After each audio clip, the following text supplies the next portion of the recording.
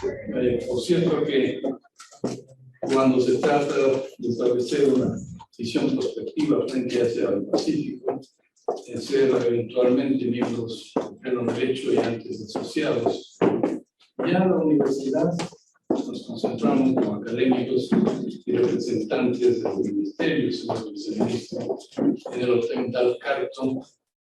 Hicimos una agenda sobre Asia-Pacífico. Fue muy productiva, salió un documento sumamente interesante.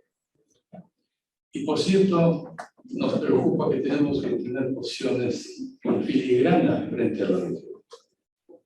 Y ese manejo de relaciones políticas con los otros países vecinos, que sobre todo tienen su membresía de cara al Pacífico, hay que manejarlo con pinzas. Ya sabemos cuáles son las tendencias ideológico-políticas en Argentina, en Brasil y aún más, en Chile, en Perú, en Colombia, por citar ejemplos, en México.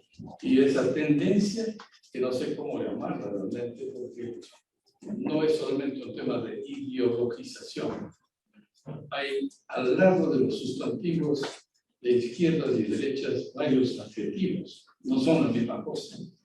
Pero en todo caso es un mundo disperso cuya relación internacional de cara al controvertido futuro del Ecuador y que nos puede dar tantas esperanzas frente a ese Pacífico, es necesario manejar en efecto con pinzas las relaciones con los países amigos, fraternos y a veces distintos. Las izquierdas y derechas han variado, ya no son los girondinos y los jacobinos que se sientan a un lado y al otro de la mesa en la Revolución Francesa. Ahora las izquierdas y derechas tienen una serie de connotaciones en donde el populismo por un lado, el neopopulismo, que es otra categoría que hay que respetarla y analizarla, el narcotráfico y la corrupción están invadiendo los lideros de las izquierdas y las derechas y están homogenizando el mundo. Por eso es que en efecto temas macro, digamos, más nos hemos despertado con explosiones inverosímiles de Banquito, que antes pertenecía a un país que era la Isla de la Paz. Pues ya no, las cárceles en el país son realmente noticia de crónica roja en el mundo. Perdemos la memoria, no solamente en el caso de la región, del país. Esto es una connotación más o menos mundial. Miren ustedes, el dictador Marcos de las Filipinas, un verdadero genocida, no solamente un atentatorio de violaciones de los derechos humanos. Su hijo acaba de ser elegido en las urnas, presidente. No sabemos, hemos perdido la brújula. Temas difíciles. La postmodernidad líquida a lo Bauman. Cada vez nos gustan más los selfies y los smartphones. Y lo que decíamos de un evento con la Fundación Esquerra hace unas semanas, citando autores que han trabajado sobre este futuro incierto que nos viene encima, como por ejemplo Byung-Chul Han, en donde el Facebook se ha convertido en la nueva iglesia y los likes en amén.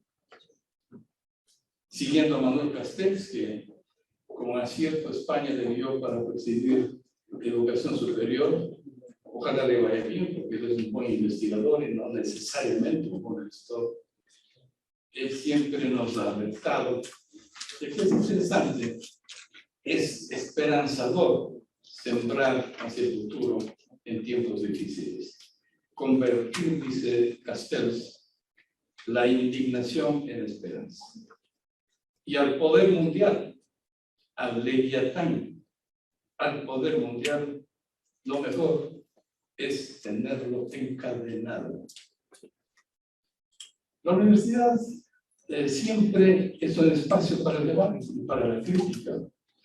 En tiempos de refugiados, quiero felicitarle públicamente al señor viceministro por haber encabezado un movimiento de solidaridad con nuestros estudiantes en Ucrania. La misma UIDE ha recibido a aquellos estudiantes evacuados de Ucrania en psicología y odontología, como han dado becas. Tenemos 2 profesores de la UIDE, ambas mujeres, de largo espacio de trabajo en arquitectura, en idiomas, que son ucranianas.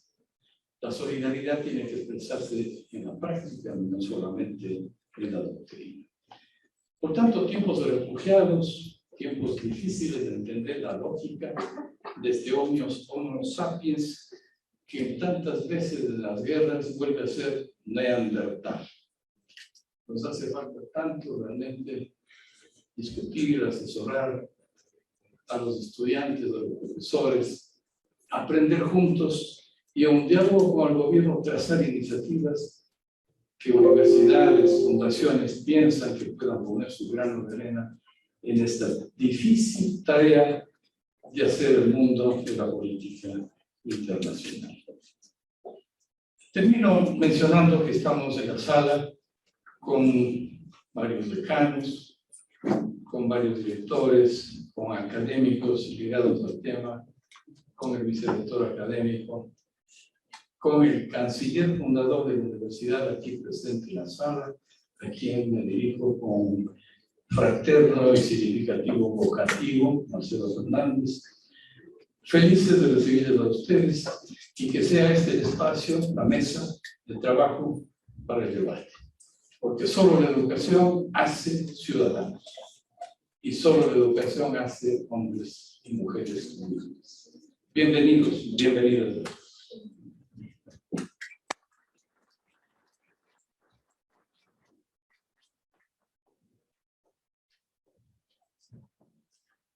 Gracias por sus palabras, rector. Me permito dar la bienvenida y explicar justamente las reglas de esta mesa de diálogos.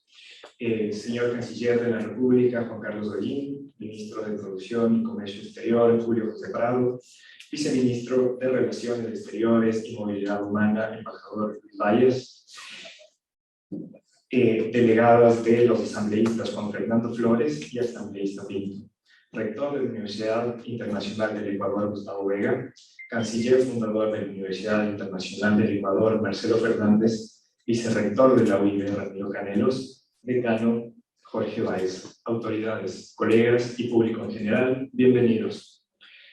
Hemos organizado este espacio de diálogo en un formato que maximiza el tiempo y el intercambio de información para recibir criterios especializados, tanto de las autoridades gubernamentales como de los miembros de este foro de relaciones internacionales.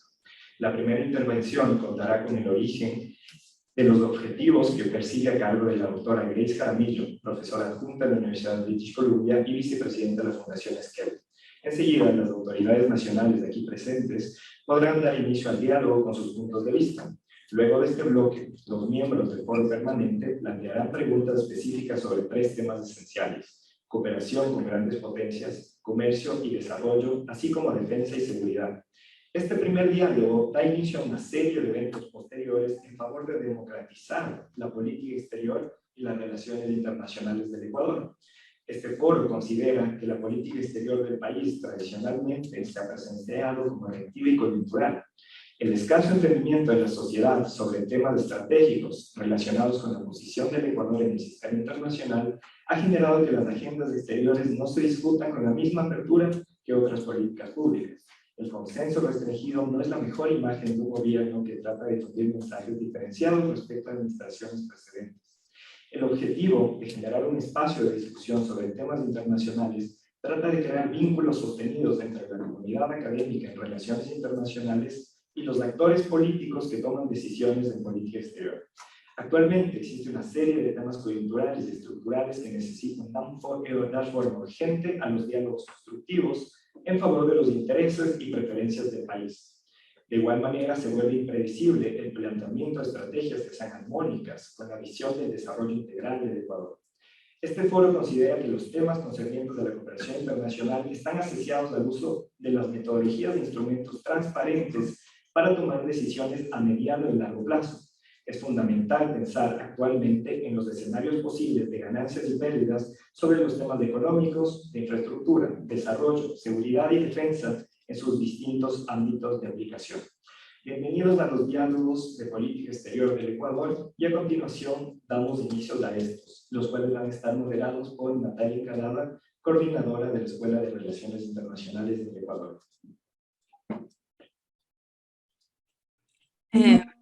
Buenos días a todos los presentes, un gusto verte después de tanto tiempo, querido Gustavo. Bienvenido, señor canciller, un gusto conocerle, señor ministro del Interior, y Julio José, gracias por atender esta invitación como ministro de Producción y Comercio, delegados todos. Hace casi ya 20 años, la Cancillería ecuatoriana lideró un proceso que duró casi 2 años de mesas de diálogo previo al diseño del llamado Libro Blanco de Política Exterior que se llamaba Planex.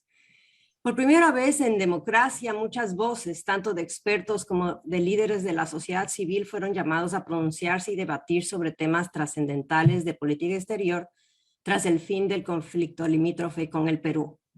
Las contribuciones, ideas, prioridades de política exterior se publicaron en el 2005. Para entonces, las negociaciones para la firma del Tratado de Libre Comercio con Estados Unidos ya habían fracasado, en gran medida porque la negociación interna falló, incluso dentro del gobierno de turno, y no fue tomada en serio y con su debido tiempo. La Junta Consultiva, el órgano histórico que tenía el país para debatir decisiones de largo plazo en materia de política exterior, perdió su carácter y atribuciones más o menos al final del 2007, y tanto el ex canciller José Ayala Lazo como yo fuimos testigos de eso. Desde entonces no ha existido cuerpos colegiados o mecanismos de consulta y diálogo en materia de política exterior, defensa y comercial, razón por la cual se perdió la oportunidad de promover mecanismos de consulta abierta sobre política internacional de seguridad y defensa, además de comercio y otras áreas que preocupan a la sociedad.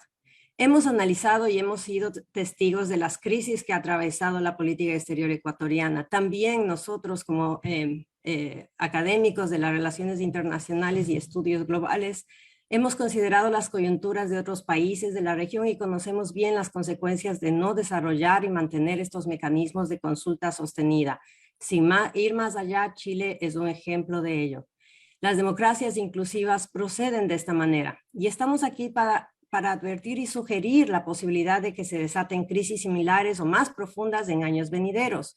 Nuestra intención profesional es de servir, de contribuir y de cooperar con este Estado ecuatoriano para mejorar la consulta e investigación sobre políticas públicas y de relaciones internacionales. El diálogo no siempre va a ser fácil, pero debemos hacerlo como país. No, como dijo antes, nos guían 3 principios fundamentales sobre política exterior. Primero, las políticas exteriores de comercio y seguridad y defensa son políticas de Estado, no solamente de gobierno. Segundo, como políticas de Estado deben permanentemente sostenerse al debate nacional, no solamente y a la búsqueda siempre de consensos mínimos. Tercero, consideramos que los gobiernos de turno como representantes del Estado requieren buscar ese debate informado, escuchando y tomando en cuenta las propuestas de la sociedad civil en un ambiente propositivo, inclusivo, técnico y transparente. Para finalizar, quiero remarcar que este es un gran ejemplo de la capacidad de organización y trabajo propositivo de la sociedad civil.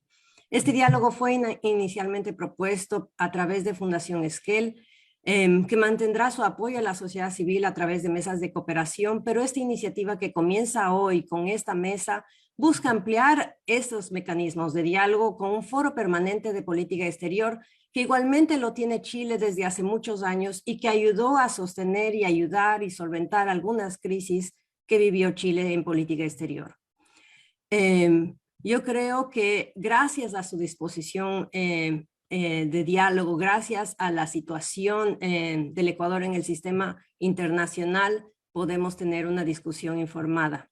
Nuestro objetivo, una vez más, es el Ecuador y por eso extendemos la mano para establecer un puente de cooperación experta sobre temas que atañen al futuro del Ecuador, que es no partidista, que es pluralista y que tiene la mejor conciencia de ayudar.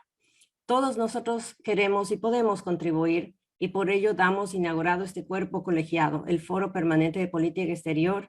Bienvenidos y gracias por aceptar esta invitación.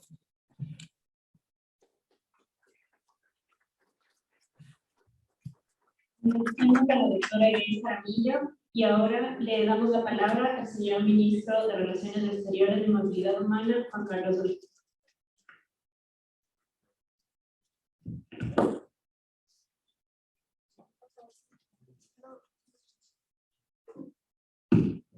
Por favor, si nos ayudan abriendo el micrófono del canciller. Muchísimas gracias por la invitación, estimado Gustavo. Gracias por las palabras introductorias y sobre todo por liderar este espacio.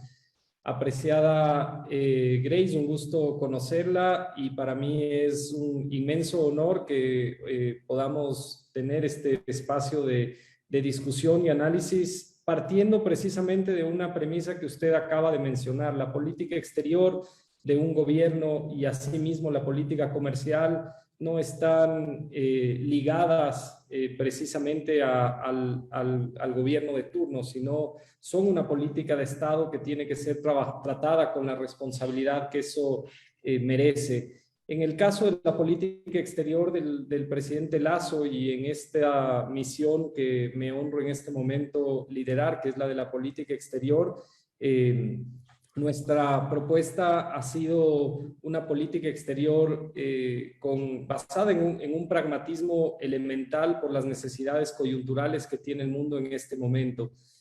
Hace un año exactamente, cuando el presidente Guillermo Lasso tomó el poder el 24 de mayo, el Ecuador tenía una necesidad específica que difiere de las tradicionales perspectivas de política exterior, y él llamó a esta necesidad inminente del Ecuador de tener una diplomacia de las vacunas, una diplomacia que tenía que tener una base bastante pragmática para lograr un objetivo fundamental, que era obtener vacunas para la población ecuatoriana, sin dejar de lado las prioridades de la política exterior, pero teniendo en cuenta que las vacunas se convirtieron en un elemento de diplomacia blanda bastante complejo en ese momento en el mundo.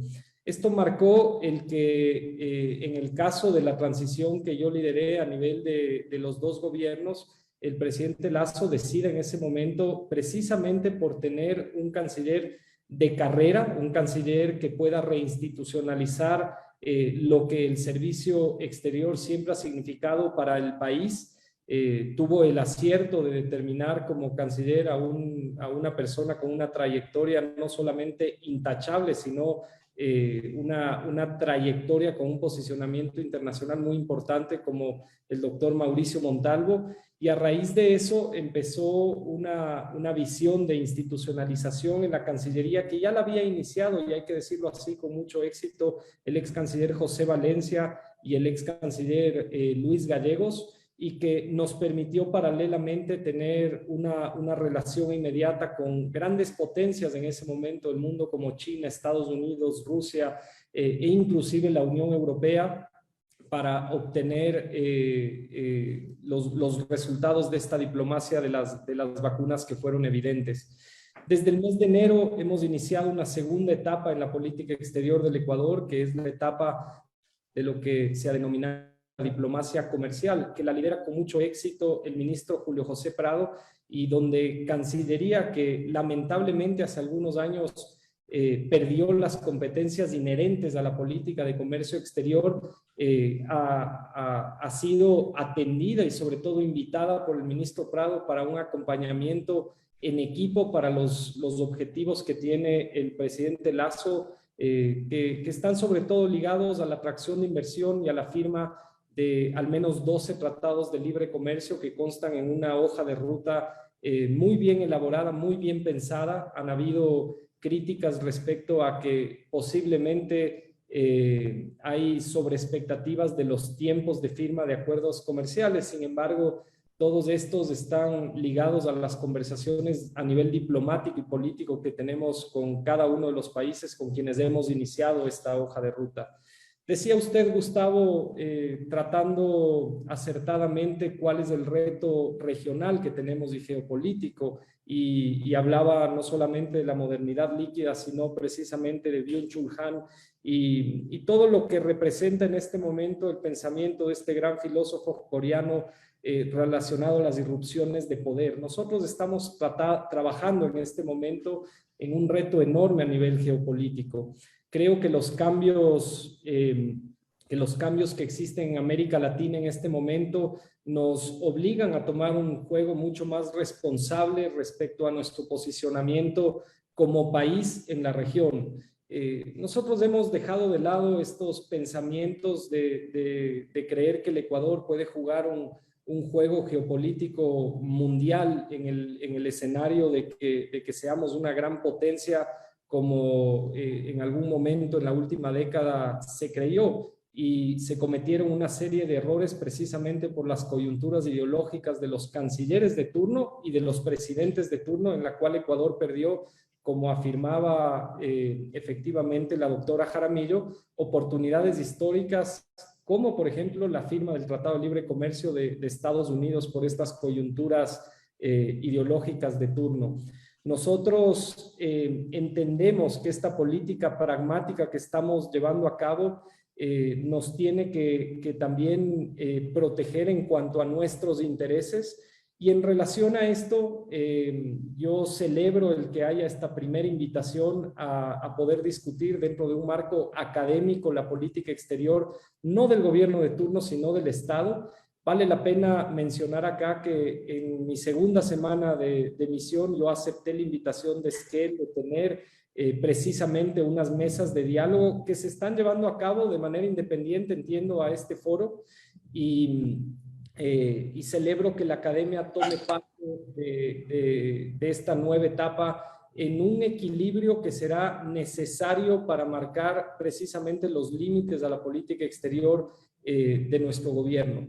Por el otro lado, yo sí quiero quizás hacer aquí una corrección. La Junta Consultiva está en vigencia en este momento. De hecho, el pasado 8 de diciembre inició el proceso de nombramiento por parte del Consejo Nacional Electoral a la academia, a la comunidad académica, los nuevos nombramientos de las personas que designó el presidente Guillermo Lasso, entre quienes se encuentran personalidades debidamente analizadas para ser miembros de esta junta consultiva, y estamos a la espera, más allá de la aceptación ya de la conferencia episcopal, del jefe del comando conjunto de las Fuerzas Armadas y del resto de los 10 ciudadanos que integran la Junta, de que el presidente de la Corte Suprema de la Corte Nacional de Justicia pueda llamar a la primera reunión de la Junta Consultiva. Hemos hecho ya 2 pedidos específicos porque hay retos enormes que no están ligados solamente a la perspectiva comercial, sino a una coyuntura que para mí genera un punto de inflexión en la política exterior de los países en este momento. Me refiero a la crisis post-pandémica y en este momento a la crisis ligada a la coyuntura de la guerra entre Rusia y Ucrania.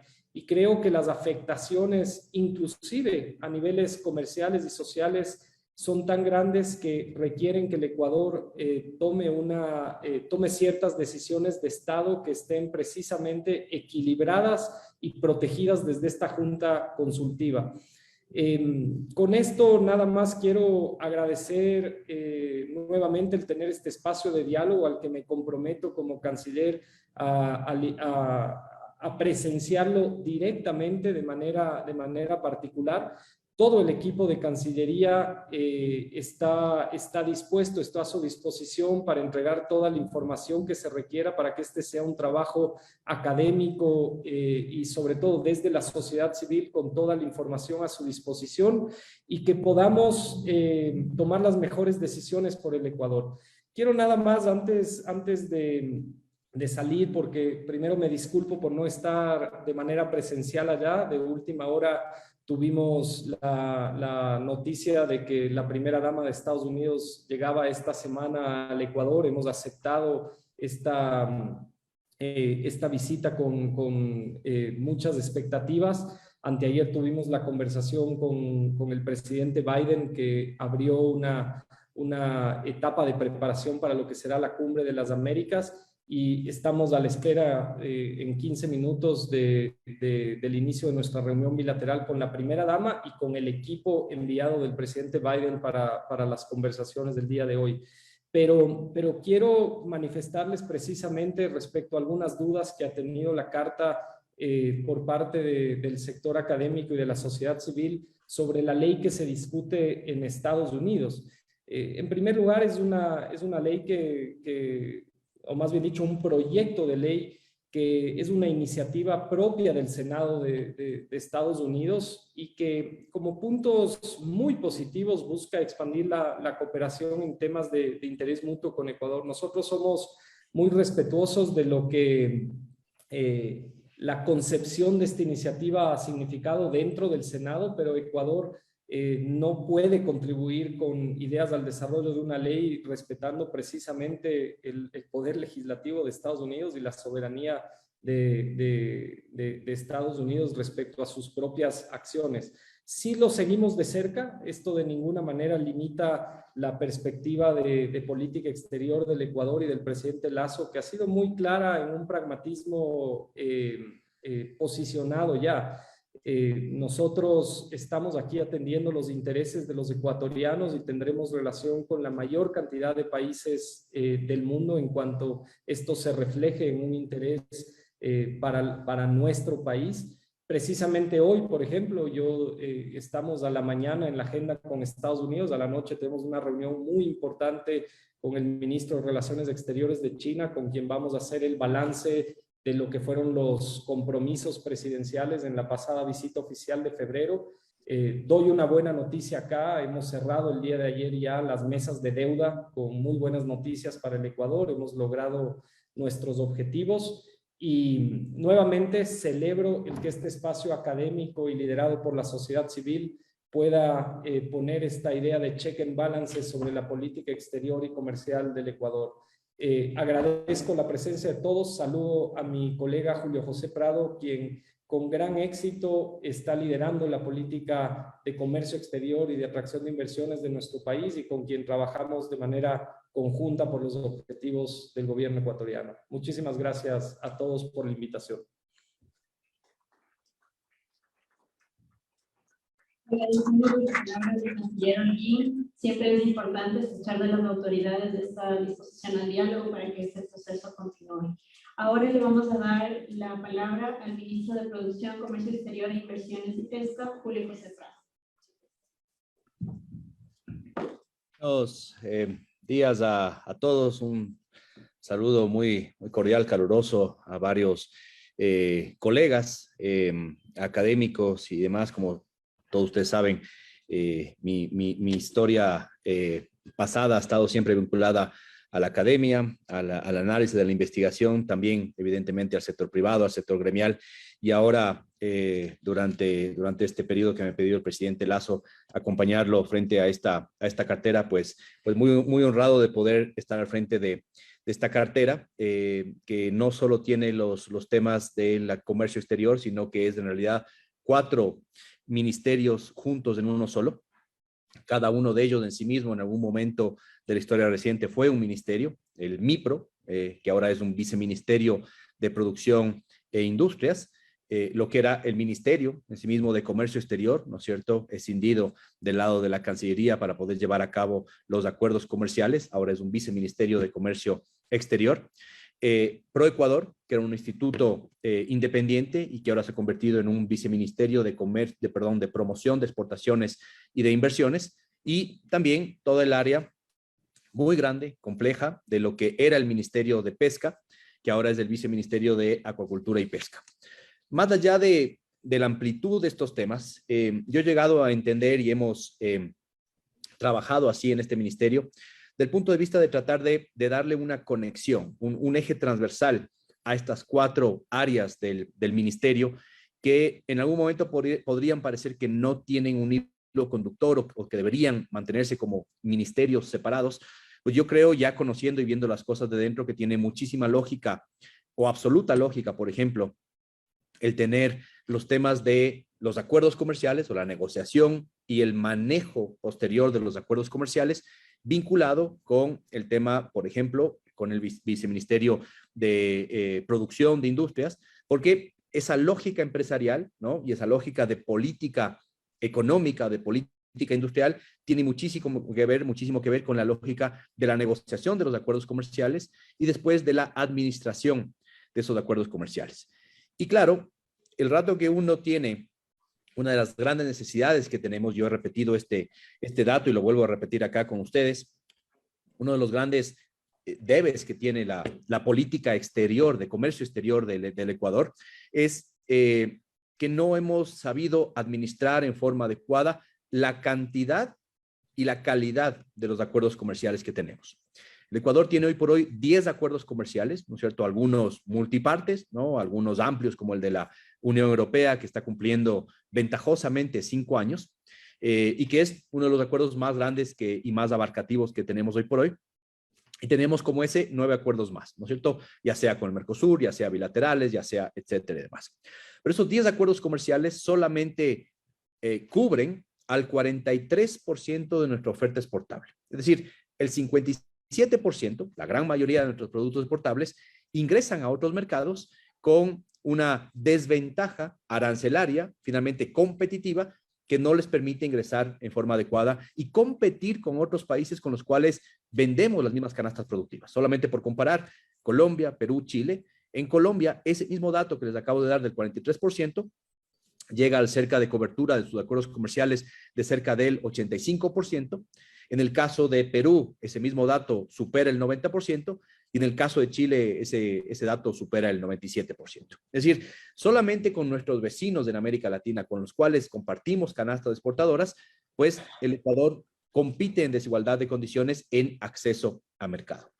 Entonces, lo que tenemos que entender es que lo primero que tenemos que hacer para crear más prosperidad, más diversificación de nuestro mercado, es evidentemente poder abrir nuevos mercados, nuevos acuerdos comerciales, TLCs, como querramos llamarle a ese acuerdo comercial, ¿no es cierto? Y lo segundo que tenemos que hacer una vez que abrimos ese primer acuerdo comercial es el acceso a mercado. El segundo es la promoción específica de las exportaciones. Y la promoción de las exportaciones tiene 2 áreas, ¿no? Uno específicamente que lo comenté, el tema relacionado con lo que puede hacer, por ejemplo, ProEcuador, ¿no? Desde el lado público, tratar de promover a que sectores productivos puedan vender sus productos en el exterior, que pueda haber un vínculo entre los compradores internacionales y los compradores locales, y que pueda haber una promoción adecuada de esos productos, de esos sectores en el exterior. Ahí voy a hacer un comentario sobre cuál es la visión que tenemos sobre el tema y el rol de ProEcuador ahí, no solo en exportaciones, sino también en inversiones. Pero el segundo frente es cómo preparamos a aquellos pequeños y medianos empresarios, a esos artesanos, a esos emprendedores, para que puedan organizarse de mejor forma en cooperativas, que puedan trabajar a través de clusters, para que puedan enfocarse en mejorar su calidad, en tener mejores estándares sanitarios, fitosanitarios y demás, para que puedan pensar mejor desde el punto de vista de qué es lo que requieren para acceder al mercado local primero o para que puedan saltar del mercado local al mercado internacional. Y ahí es donde entra toda la parte del viceministerio, digamos, de producción e industria. Entonces, fíjense ustedes el encadenamiento tan grande que hay entre esas 3 áreas de este ministerio, ¿no es cierto? Los temas de promoción, los temas de firmas de acuerdos comerciales y los temas relacionados con la industria, el emprendimiento y la innovación local. Por eso es que tiene toda lógica este tema. Lastimosamente, durante mucho tiempo no se lo veía así, se veía como silos. Y todavía me encuentro en este ministerio con gente que dice, no, yo soy de ProEcuador, yo no soy del Ministerio de Comercio Exterior. Yo soy solo el que negocia acuerdos comerciales, yo no tengo nada que ver con la industria local. Pues bueno, creo que durante este año hemos tratado de romper esos hilos y hablar en forma adecuada de todos estos temas. ¿Y cómo hemos tratado, digamos, de abordar esa política de comercio exterior, ¿no es cierto?, que es la que estamos abordando en esta discusión con ustedes? Todos los elementos que se trabajan en este ministerio tienen que ver con una política de competitividad. Y una política de competitividad bien entendida, ¿no es cierto?, tienen que enfocarse en el corto, mediano y largo plazo, tiene que tener varias dimensiones y tiene que no solo enfocarse en lo que tradicionalmente consideran, por ejemplo, o algunos académicos o algunos sectores productivos, que es la competitividad, que es simplemente bajar costos de producción. Claro que bajar costos de producción es importante, pero también hay muchos otros elementos de la competitividad que a veces dejamos de lado y que no son tomados en cuenta y que a veces son los que forman las bases de esa competitividad a nivel sectorial, a nivel regional y después a nivel de país, ¿no es cierto? Entonces, todas estas tres dimensiones tienen que ser tomadas en cuenta para ir creando estos elementos de competitividad. ¿Y para qué queremos competitividad? Bueno, queremos para que haya mejores productos en el Ecuador, para que haya más oportunidades de que esos productos se vendan en el mercado local, para que haya más empresas fuertes que puedan competir a nivel local e internacional y que eso se transmita, ¿no es cierto?, se traduzca en más oportunidades de empleo de calidad para los ecuatorianos, ¿no? Entonces, básicamente es una forma de combinar los recursos que tenemos para lograr hacer que los que hacen la competitividad, que son las empresas, los emprendedores, los empresarios, puedan avanzar. ¿Cuál es el rol del Estado que nosotros creemos que tiene? El Estado tiene un rol esencial en la competitividad. No es ser un interventor, no es ser un Estado que interviene directamente en los mecanismos de la competitividad, pero sí tiene un rol muy importante en varios de los factores que generan competitividad. Por eso en este ministerio, todo lo que hemos venido haciendo durante este último año ha estado enfocado en este pilar que le llamo, ¿no es cierto?, la competitividad. Ahora, ustedes van a comenzar a ver de aquí en adelante, a partir del segundo año de gobierno, ¿no es cierto?, que inicia la próxima semana, que a todo este empaquetado de la estrategia de competitividad le vamos a llamar Ecuador Compite. Ecuador Compite es una estrategia, un proyecto, ¿no es cierto?, nacional de desarrollo de la competitividad. Y tiene 3 áreas específicas en las cuales nos vamos a enfocar. Con todo gusto los discutimos en algún otro momento. Solo quiero enumerarlos ahora para que podamos pasar a la segunda etapa, que es contestar algunas preguntas que sé que ustedes tienen sobre acuerdos comerciales y demás, ¿no? Entonces, sobre el tema de la visión, Ecuador Compite tiene 3 grandes áreas, ¿no? 3 grandes líneas estratégicas. La primera es Ecuador Produce, o Ecuador Productivo, llamémoslo así, ¿no es cierto? ¿Qué es Ecuador Productivo?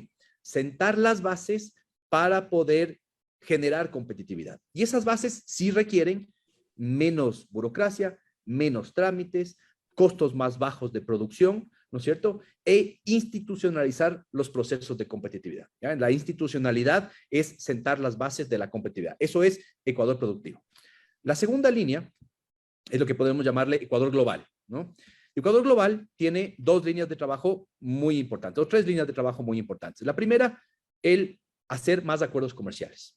Y esto es una necesidad. No hay ninguna duda de que el Ecuador ha sido una economía cerrada y que para crear más oportunidades para que nuestras empresas puedan exportar más competencia, más materia prima que venga con mejores precios y demás, para que la propia industria la utilice y la pueda generar con cadenas de valor más adecuadas, necesitamos trabajar sobre abrir la economía al mundo con más acuerdos comerciales bien negociados, como mencionaré más adelante.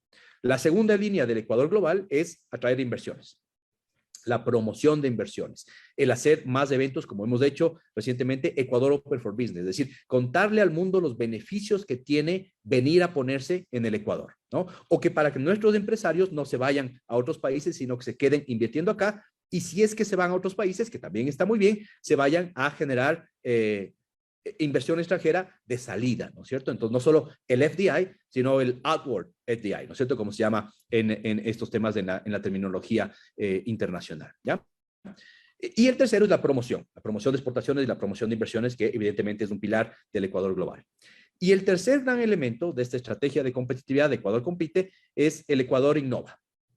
Y Ecuador Innova es básicamente cómo seguimos agregando valor a la producción que ya tenemos. Y aquí la visión es muy clara y es muy diferente a lo que nosotros teníamos en la década pasada, por ejemplo, en términos de lo que debe ser la innovación, de lo que debe ser el emprendimiento y demás. Para nosotros, para mí, como ministro, creo que uno de los grandes problemas que se convirtió y los errores que se cometió en términos de política industrial, política competitiva en el pasado, es que se pensó que el Ecuador tenía que tener un modelo de desarrollo parecido o a Silicon Valley o a China, ¿no es cierto?, o a Corea del Sur, o cualquier otro de los hubs, digamos, de innovación grandes. Y que se podía crear, lo que se pensó en algún momento, transformación productiva o cambio de matriz productiva, como se llamó en ese momento, donde no existía nada en el Ecuador. Y entonces, aquí hay un error de concepción. Hay 2 formas de crear, ¿no es cierto?, desarrollo industrial en un país, ¿ya? Es creando desde cero sectores donde no hay nada. Y entonces la visión del gobierno anterior o de gobiernos anteriores era para hacer eso, el Estado tiene que intervenir y tiene que crear todo desde cero. Y tiene que crear ciudades de conocimiento y tiene que crear centros de desarrollo y tecnología y traer a las empresas y obligarles casi incluso a las empresas a colocarse en ese espacio, ¿ya? La visión, si es que queremos atraer inversión extranjera y crear sectores que no existen hoy por hoy, es la inversión extranjera directa, que es muy similar a lo que ha hecho, por ejemplo, Costa Rica en los años 90, atrayendo a Intel para crear el clúster de tecnología, el clúster de electrónica, a través de una inversión extranjera directa. Pero tratar de impulsar eso desde cero, cuando no existen las bases, no existen los encadenamientos, no existe nada en el Ecuador, pues se puede hacer, pero requiere una inversión pública tremendamente grande que generalmente termina en fracasos, como la literatura internacional nos lo demuestra en forma muy clara. ¿Qué es lo que nosotros creemos más bien? Que para poder dar los saltos que el Ecuador requiere, ahora del Ecuador del 2021-2022, se requiere dar saltos sobre lo que ya existe, ¿ya? Entonces, a identificar dónde están las ventajas actuales del Ecuador, donde ya tenemos algo de luz, y esa llevarla al siguiente nivel. Esa encadenarla, ahí donde trabajar en la política de clústeres, ahí trabajar en la política de encadenamientos y ahí generar valor agregado. Claro, y después uno dirá, bueno, ¿y qué más viene? ¿Cómo diversificamos la producción? Bueno, tenemos que trabajar sobre esto para llevarlo al siguiente nivel. Y ahí viene la política justamente de clústeres que estamos iniciando. Hemos puesto en marcha 20 clústeres productivos durante el último año, tanto de temas agrícolas como temas manufactureros, como temas de servicios, que cada uno de ellos tiene un mandato propio, ¿no es cierto?, creado por esta alianza público-privada, de poder encontrar cómo pensamos diferente en cada sector, cómo innovamos, cómo generamos más valor agregado, cómo colaboramos, cómo ampliamos el pastel en lugar de solamente dividirnos un pastel cada vez más pequeño que son migajas. Y entonces, hacia allá estamos apuntando con la estrategia tercera, esta que es el Ecuador innova, el Ecuador emprende y demás, que como digo, lo podremos ver más adelante. Para no alargarme mucho más en esta intervención, algunas respuestas breves a los temas de TLCs, de acuerdos comerciales.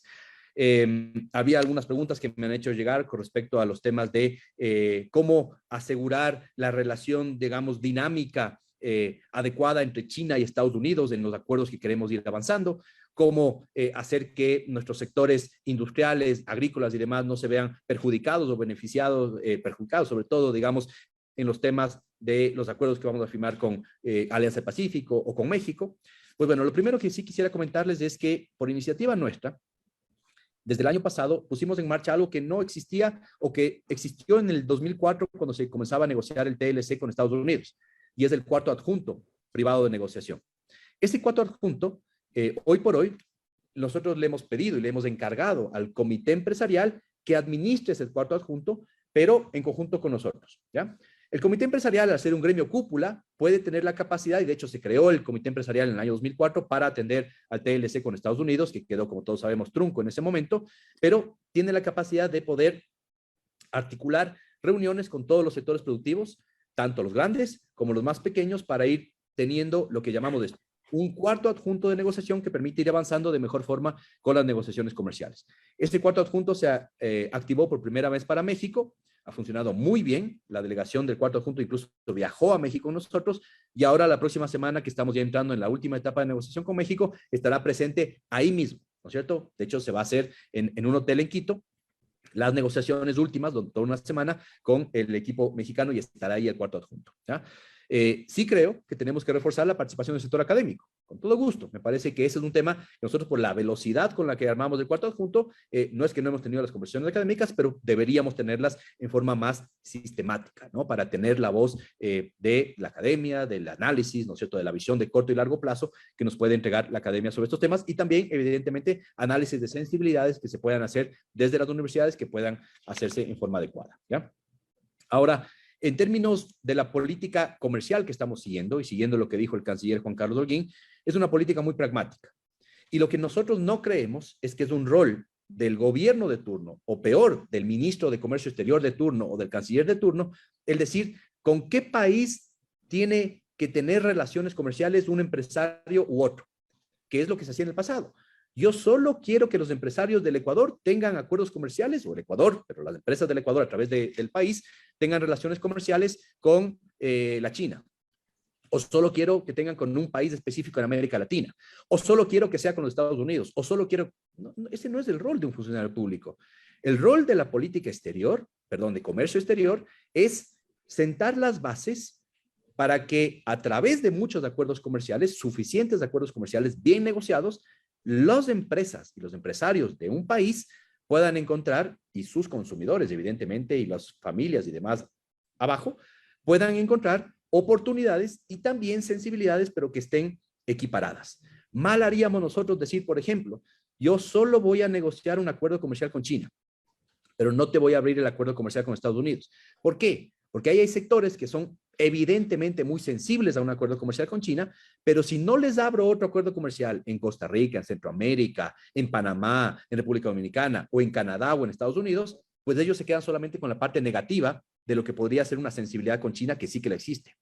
Por el otro lado, si solo abro el mercado de Canadá o de Estados Unidos, por decir alguna cosa, que tiene sensibilidades agrícolas y no tiene sensibilidades industriales, le estaría perjudicando solamente a un lado de la balanza, sin tener la gran ganancia que podemos tener en China, en Corea, en el Asia, de exportar una gran cantidad de productos ahora, de los que existen y de los que vendrán más adelante y demás.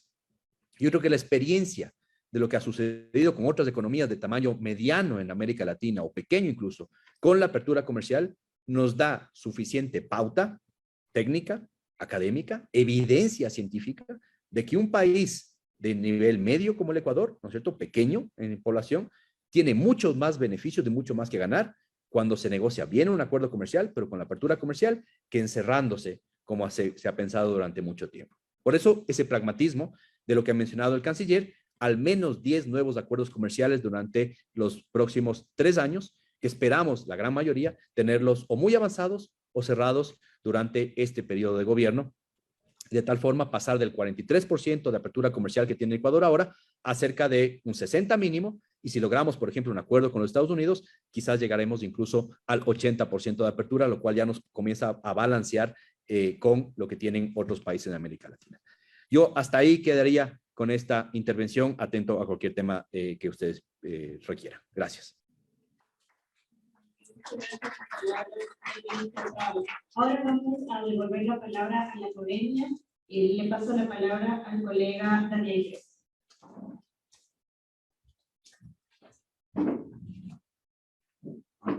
Muchas gracias a todos los presentes y empezando por las autoridades de la Universidad Internacional que han acogido esta iniciativa. Muchas gracias, Santiago, por sus gestiones. Las autoridades de gobierno presentes tanto vía Zoom como aquí presencial. Muchas gracias. Bueno, siendo breve, dentro del esquema que hemos estructurado, pues me compete a mí hacer una pregunta respecto a la ley DAP 22083, que brevemente ha sido mencionada por el señor canciller. El texto de esta mencionada ley ha generado serias inquietudes desde que nos conformamos en este foro, que implica para el Ecuador un proceso de desacoplamiento, de decoupling de sus lazos con China, que en calidad de, por decirlo de alguna forma, de globo de ensayo, no ha sido aceptado por ningún otro país latinoamericano. Cabe mencionar que los avances realizados por Colombia en este tema dependerán también de las próximas elecciones en dicho país. De todas maneras, las implicaciones económicas de romper las cadenas globales de valor, que incluyen a China, sería una consecuencia inevitable de las medidas de desacoplamiento propuestas, y son objeto de una fuerte oposición tanto a nivel interno, por dar dos ejemplos del NAM, National Association of Manufacturers, o CIA, Technology and Services Industry Associations, como externo por parte de la ASEAN, la Asociación de Naciones del Sudeste Asiático, de países como Indonesia, que tienen mostrado objeciones, relacionado con la política de los Estados Unidos. Con estos brevísimos antecedentes, es evidente que si una propuesta tan arriesgada llega a fracasar, el mayor perdedor en este enfrentamiento entre poderes hegemónicos sería justamente aquel país que sirva como punta de lanza de dicha propuesta. Esto es el Ecuador. Es una apuesta riesgosa que deberá tomar en cuenta que la propuesta normativa no menciona algún tipo de paquete de ayuda, como se puede dilucidar en el texto. No minimicemos el riesgo del desacoplamiento, el cual tendría implicaciones muy fuertes para el país, porque el comercio con China se ha incrementado significativamente en estos últimos años. Es por ello, señor canciller, señor vicecanciller, señor ministro, que es propicio preguntarle ¿qué consideraciones y estudios prospectivos se llevaron a cabo de cara a la negociación de esta propuesta de ley? Ya que si bien es decisión soberana de los Estados Unidos su formulación y aprobación, también es verdad que el cabildeo o lobbying es propio en su diseño y estructuración tuvo que haber incluido el gobierno ecuatoriano en algún nivel decisional. Las referencias explícitas de lo que el Ecuador deberá realizar, no haber sido negociadas o al menos no haber sido conversadas, implicaría indirectamente una injerencia en la política interna y soberana de nuestro país. Muchas gracias.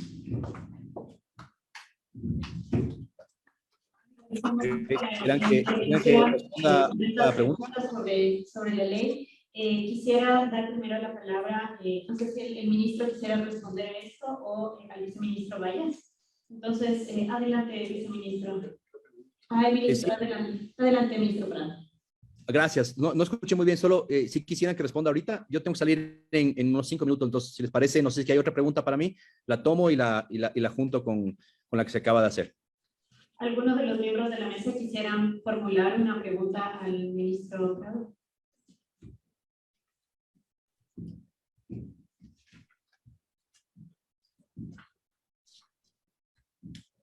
Sí, buenos días. Muy brevemente agradecer la presencia de los ministros. Quiero ser muy concreta, sabiendo que nos apremia el tiempo. Yo tengo una pregunta en cuanto a lo regulatorio, en cuanto a lo que exigen los acuerdos en términos regulatorios. Me gustó mucho la presentación del ministro y la concepción holística que tienen los TLCs, pero sin embargo veo poca discusión sobre lo que pueden implicar todos estos acuerdos, tanto con Alianza del Pacífico, como también en el TLC con Estados Unidos, en términos de una adaptación regulatoria muy fuerte en muchos aspectos, en los que el Ecuador viene como atrasado en toda esta adaptación de regulación con respecto a otros países que ya llevan mucha ventaja, que han negociado el TPP, que han negociado acuerdos con Estados Unidos. Entonces quisiera escuchar un poco cuáles son los análisis que está haciendo el sector público en ese sentido. Gracias. Si les parece, tomo esas dos preguntas. Ok. Sí, eso sería todo, ministro. Muy bien, muchas gracias. Disculpándome y con todo gusto, cuando tengamos la siguiente etapa del diálogo, pues profundizamos en todos estos temas que hemos puesto sobre la mesa. Dos temas. La primera consideración, me parece que era Pablo Andrade quien hizo la primera pregunta o comentario, si no estoy equivocado. A ver, sobre el tema de China versus Estados Unidos. Está clarísimo que aquí estamos entre las dos potencias, ¿no es cierto? Y el Ecuador no puede irse ni con una ni con otra, a diferencia de lo que pueden hacer otros países. ¿Por qué? Porque nuestra balanza comercial, nuestras canastas exportadoras sobre todo, depende casi en igual proporciones de los dos países, ¿no? Le vendemos, voy a quitar el petróleo, en productos no petroleros, casi lo mismo que le vendemos a China, le vendemos en volumen de exportación a Estados Unidos y a China, digamos, vendemos entre los dos casi la misma cantidad. Por eso, cualquier país con el cual nosotros digamos, no, es que no me interesa por temas políticos, pues le afecta directamente al PIB del país, a los exportadores y finalmente a los ciudadanos de nuestro país. ¿Ya? Entonces tenemos que realmente tener este espacio en el cual sopesamos lo político, lo diplomático y lo comercial, y tenemos que ser muy pragmáticos en ese sentido. Yo creo que la propuesta que se ha pasado en el Senado de Estados Unidos, que es un proyecto de ley, tiene que ir madurando, tiene que irse transformando, etcétera, y ha sido una propuesta hecha justamente por 4 senadores, ¿no es cierto? Es la primera vez que vemos una propuesta que ellos hacen sobre un tema del Ecuador. Y creo que tiene que ver con la posición también muy clara que ha tenido el gobierno ecuatoriano frente a la guerra, ¿no es cierto?, o la agresión de Rusia en Ucrania. Hace una propuesta muy rápida, muy clara, muy frontal, y creo que esto también nos abre un nuevo espacio de discusión sobre un posible acuerdo comercial con Estados Unidos, que todos sabemos que en lo político y por la visión de este momento del gobierno del presidente Biden, era mucho más complicada de lo que hubiese sido hace 10 años, por decir alguna cosa, o hace 15 cuando quedó trunco el TLC del Ecuador con los Estados Unidos. Por eso es que se van dando pasos. El presidente Lasso habló hace 3 días telefónicamente con el presidente Biden y dentro de 2 semanas estaremos yendo al Summit de las Américas. Y ahí estaremos teniendo reuniones. Yo voy a tener una reunión bilateral con la ministra de Comercio Exterior, Catherine Tai, que le he buscado un año entero y finalmente se va a dar. Y esto nos va a ir abriendo el camino hacia ver qué posibilidades reales tenemos de hacer un acuerdo comercial grande, ¿no es cierto? O como le llaman ellos hoy por hoy, un Fair Trade Agreement con los Estados Unidos. Y nos interesa mucho. Y la segunda pregunta, sobre respecto al tema de la adaptación regulatoria y demás, me parece que era Cintia quien hacía la pregunta, si no estoy equivocado. Cintia, gusto saludarte. Miren, esto es esencial. los acuerdos comerciales de nueva generación que estamos buscando firmar no son solo comerciales, no son un intercambio y suma y resta de exportaciones, de importaciones, de aranceles o no aranceles, de fitosanitarios o no fitosanitarios. Eso es muy importante. Pero al menos en el acuerdo comercial, por ejemplo, que estamos firmando con México, hay 19 disciplinas. Una de ellas es acceso a mercados. Todo el resto son temas más bien regulatorios y normativos. Y qué bueno que sea así, porque eso nos pone al Ecuador en un benchmark que nunca hemos tenido, que no nos ha permitido ir avanzando en forma adecuada sobre tener la mejor normativa internacional. Y uno de los problemas que vamos a tener ahí es, por ejemplo, Alianza del Pacífico, sin duda. Solamente en un ejemplo, Alianza del Pacífico tiene unas normas en bolsas de valores, en el mercado financiero que el Ecuador no tiene. Ventajosamente, Cintia y todos que nos escuchan, hemos logrado en el acuerdo comercial con México, es un acuerdo de amplio espectro, de nueva generación, que es muy similar en sus abarcaciones, en sus capítulos, a lo que tiene México con Estados Unidos y con Canadá. Entonces, es muy elevado. ¿Por qué cogimos el más alto nivel de lo que ya tenía negociado México con otros países? Porque sabemos que de aquí vamos a ir a Alianza del Pacífico y de aquí queremos hacer un acuerdo con Estados Unidos y después queremos ir a Canadá, etcétera. Entonces, este acuerdo con México es más perfeccionado de lo que teníamos incluso con la Unión Europea, donde no negociamos una serie de capítulos porque se dejaron de lado para avanzar más rápido en la negociación. Entonces, cuando ustedes revisen ya la próxima semana lo que hemos negociado y la amplitud de lo que cubre México, va a ser una muy buena forma de ver lo que viene de aquí en adelante. Pero también sí nos preocupa, Cintia y todos, que, por ejemplo, temas que estaban incluidos en la ley de inversiones, ¿no es cierto? Mejoras en APPs, mejoras en compras públicas, mejoras en entorno regulatorio, mejoras para atraer inversiones, mejoras en el mercado de valores y demás, lastimosamente no pasaron y era un camino hacia lo que esperábamos nosotros mejorar en línea con lo que sabemos que nos va a pedir Alianza del Pacífico. Bueno, seguiremos avanzando, seguiremos haciendo esas reformas porque creemos que el Ecuador tenga un muy amplio estándar regulatorio, normativo, legal, pero también en temas, ojo, los acuerdos comerciales, por ejemplo, si vamos a negociar con Estados Unidos, el tema de inclusión de género es esencial, el tema sostenible, ambiental es esencial, el tema laboral es esencial, el tema de compras públicas es esencial. Entonces son estos temas que no los hemos discutido suficiente en el Ecuador y que ahora tienen que ser parte de la agenda central de los acuerdos comerciales y bien que así sea, porque es más difícil negociar. Muy fácil sería para nosotros decir, solo negocio un par de productos, etcétera, y ya tenemos acuerdo comercial, pero queremos acuerdos que sean realmente de nueva generación, que le ayuden al Ecuador a transformar de forma real sus actividades productivas para avanzar hacia lo que requerimos. Así que hasta ahí quizás mis dos respuestas sobre este tema. Les quiero agradecer a todos por escucharme en esto y por sus preguntas, siempre son valiosas. Creo que tal como lo ha dicho el canciller, lo importante sería tener esta mesa de trabajo, esos diálogos, ¿no es cierto?, con ustedes abiertos siempre. Creo que del lado de nosotros nos encontrarán siempre con la mejor predisposición para recibir las críticas que se requieran, para enfocar lo que hay que trabajar y también para profundizar rápidamente aquellos elementos en los cuales tenemos que avanzar más rápido. Les agradezco a todos ustedes y me desconecto en este momento. Mi equipo se queda conectado también para tomar cualquier rebote que haga falta después de que ustedes tengan la discusión. Muchas gracias. Excelente, muchas gracias. Ahora vamos a volver hacia Cancillería. Si quisiera hacer comentarios acerca de la ley-edad, le pasamos la palabra al viceministro de Comercio, de Relaciones Exteriores del país.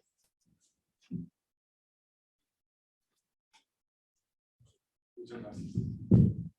Bueno, buenos días con todos, señor rector. Muchísimas gracias por esta invitación y pues yo quiero en primer lugar felicitar y tal vez más que felicitar, agradecer por esta iniciativa. Es realmente algo que necesitamos.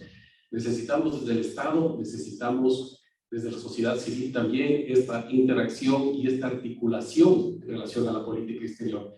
De hecho, y tal vez algo diferente voy a hacer, pero yo creo que también se lo he dicho ya en ocasiones anteriores, lo ha dicho el canciller Holguín, que trabajamos sobre 5 ejes. La administración del ministro Juan Carlos Holguín está basada en 5 ejes para su política exterior, para la política exterior no del canciller, de la Cancillería, sino del Estado ecuatoriano, en 5 ejes. Y uno de esos 5 ejes justo es la diplomacia del conocimiento o diplomacia científica. Es uno de los ejes, y no es que la diplomacia o los diplomáticos somos científicos o somos necesariamente académicos, algunos sí, no todos, pero es la interrelación que debe existir entre la diplomacia como ejecutora de esta política exterior, con la academia, con los científicos. Y sí quiero mencionar un par de ejemplos antes de responder a mi querido amigo Daniel. Yo recuerdo al inicio de la pandemia, era canciller de la República, José Valencia, yo era su jefe de gabinete. Nos conectábamos con las horas de diferencia de Ginebra a los diálogos, debates y acuerdos que llegábamos en la OMS, en la Organización Mundial de la Salud. Realmente era alarmante la situación. Ustedes recordarán, bueno, confinamientos, cuarentenas, cierre de fronteras, bueno, una situación caótica a nivel mundial, y los focos en la OMS, en la Organización Mundial de la Salud. Y cuando los representantes de nuestros países hablaban, el diplomático hablaba, el representante de X país hablaba, el representante del Ecuador daba su declaración, sí, escuchábamos con atención, veíamos que va a decir tal o cual país, pero cuando los científicos hablaban, todos abríamos los ojos y las orejas lo más que podíamos para escuchar. El mundo estaba realmente con esa necesidad de escuchar a los científicos, qué está pasando en el mundo, qué está pasando con la pandemia, y los estados también. Y hay la necesidad de foros como este también. Y el otro ejemplo, también aquí quiero agradecer las palabras del rector en relación a Ucrania y lo que pasó el día 24 de febrero con la invasión y bombardeo de Rusia a Ucrania, pues es algo también que ha cambiado y ha movido totalmente el ajedrez a nivel mundial. Bueno, primero agradecer las palabras del rector, decía que fue un trabajo en equipo. No fui yo me viajé a Polonia, sí, por instrucción del canciller Juan Carlos Holguín, fue un equipo. Fue todo un equipo que no solo era nuevamente Cancillería, eran instituciones nacionales y era también sociedad civil, es decir, un esfuerzo del Estado ecuatoriano para la evacuación de los ciudadanos ecuatorianos. El mismo 24 de febrero, cuando se dio el ataque de Rusia a Ucrania, se le convocó al embajador de Rusia en Quito y por supuesto que condenamos de inmediato, el Ecuador condenó de inmediato la invasión y el bombardeo de Rusia a Ucrania. Pero además nos sentimos atacados, porque en ese momento, el 24 de febrero, teníamos nosotros un censo contabilizado alrededor de 700 ciudadanos ecuatorianos en Ucrania, que luego creció a más de 1000. Y nos sentimos atacados porque en ese momento, bueno, para nosotros 700, pero en realidad 1000 vidas ecuatorianas estaban en peligro y nos sentimos atacados y le dijimos a Rusia esta situación, y de ahí nuestra condena enérgica a lo que pasaba ese día. Y ese día viajamos, de inmediato viajamos a la frontera. Nuestra intención era entrar a Ucrania, era hacer base en Lviv, al oeste de Ucrania, para evacuar a los ciudadanos ecuatorianos. Sin embargo, al llegar yo no tenía reservas de hotel, los hoteles prácticamente estaban copados, y no por turismo, sino por tropas, tanto polacas como extranjeras también. No pudimos entrar a Ucrania, era caótico. El punto de frontera principal que está en la ciudad de Siewierz, en la ciudad de Menica, del lado polaco, y pues los otros 8 puntos de frontera, o los otros 7, son 8 en total, pues igual estaban caóticos. Era imposible ingresar. Y luego ya pues empezamos a evacuar desde la frontera del lado polaco. Tuvimos a ecuatorianos, a diplomáticos ecuatorianos que estaban en Eslovaquia, en Hungría, en Rumanía y por supuesto también en Polonia. A Moldavia no pudimos entrar porque el espacio aéreo moldavo estaba cerrado. Pero les quiero poner este ejemplo porque nuevamente no era un trabajo de la Cancillería exclusivamente ecuatoriana, sí liderada por la Cancillería, sí liderado por el canciller Juan Carlos Holguín, proceso, pero también con participación importante de la sociedad civil ecuatoriana y también internacional. ONGs internacionales nos ayudaron también en el proceso de evacuación, ciudadanos ecuatorianos, ciudadanos hijos de patrimonios mixtos, coordinación y un aparataje, una red muy grande. Nuevamente, Estado, sociedad civil. Yo quiero decirles también algo ya muy personal, que yo me considero constructivista en las relaciones internacionales. Mi corazoncito tira en el mundo académico hacia el constructivismo en las relaciones internacionales. He sido profesor de relaciones internacionales también, Y siempre estoy haciendo una tesis doctoral también en ese ámbito. Bueno, eso es otra historia que podemos hablar en algún otro momento. Pero yo veo que esta relación es fundamental. Las ideas, las instituciones, los comportamientos de la sociedad civil deben, y lo hacen, cambiar los comportamientos de los estados, tanto a nivel interno como a nivel internacional. Y son de doble vía. Ahora hay una herramienta nueva que ustedes como académicos la deben conocer, que se llama la co-constitución, dentro del constructivismo de relaciones internacionales también. Y la co-constitución, que yo creo que algún rato llegará a ser también una teoría, y ojalá que sí, a mí me atrae mucho esto de la co-constitución, es de doble vía. Es decir, el rato que tenemos las ideas, las instituciones, los comportamientos en la sociedad civil y se reflejan al Estado, luego van al ámbito internacional, regresan. Y eso es la co-constitución, es decir, una doble vía, y regresan fortalecidas. De hecho, por ejemplo, si tenemos un comportamiento específico dentro de un grupo específico también de ciudadanos que por sus ideas, por sus pasados, por, qué sé yo, por ejemplo, violaciones de derechos humanos, se han unido y tienen, sí, instituciones, no me refiero a instituciones, ustedes saben, de edificios, sino instituciones de comportamientos en la sociedad civil. Esto pasa al Estado, se crean, por ejemplo, comisiones de la verdad para investigar estas violaciones de derechos humanos, y eso es para investigar dentro de una época determinada y lugar determinado, sí. Pero ya hay política de Estado, generadas desde la sociedad civil. Pero a la vez, y a veces sin darnos cuenta, esos comportamientos y esa situación que se crea en estas sociedades, pues se refleja también a nivel internacional, y a nivel internacional también cambian. Hemos visto nuevamente, tomando el ejemplo que les estoy poniendo, que se me viene a la cabeza de las comisiones de la verdad, cómo se han fortalecido comisiones de la verdad a nivel internacional, cómo estos comportamientos de la sociedad han generado cambios en organizaciones internacionales como la misma Naciones Unidas. Tenemos un relator especial sobre la verdad. ¿Qué es fruto de esto? No lo creamos los estados. Bueno, los estados lo creamos formalmente, pero nace de comportamientos de la sociedad civil. Por ejemplo, la Relatoría Especial de la Verdad, que no solo tiene Naciones Unidas, también la tiene la OEA. Entonces, nuevamente, quiero decirles que para mí es muy importante con estos ejemplos lo que se está haciendo. Creo también, y esta sí es la última antes de responder a la pregunta. Creo también que lamentablemente el mundo se está yendo en un camino, para mi modo de ver, equivocado. Realmente, esto a título personal, ustedes conocen un libro que es prácticamente de lectura obligatoria, especialmente para nosotros, los funcionarios del Servicio Exterior, de Michael Walzer, de Guerras Justas e Injustas. Ustedes lo conocen al libro Guerras Justas e Injustas, que es un estudio, un análisis de prácticamente toda la historia de la humanidad sobre guerras, desde las guerras del Peloponeso hasta los últimos conflictos bélicos que hemos tenido.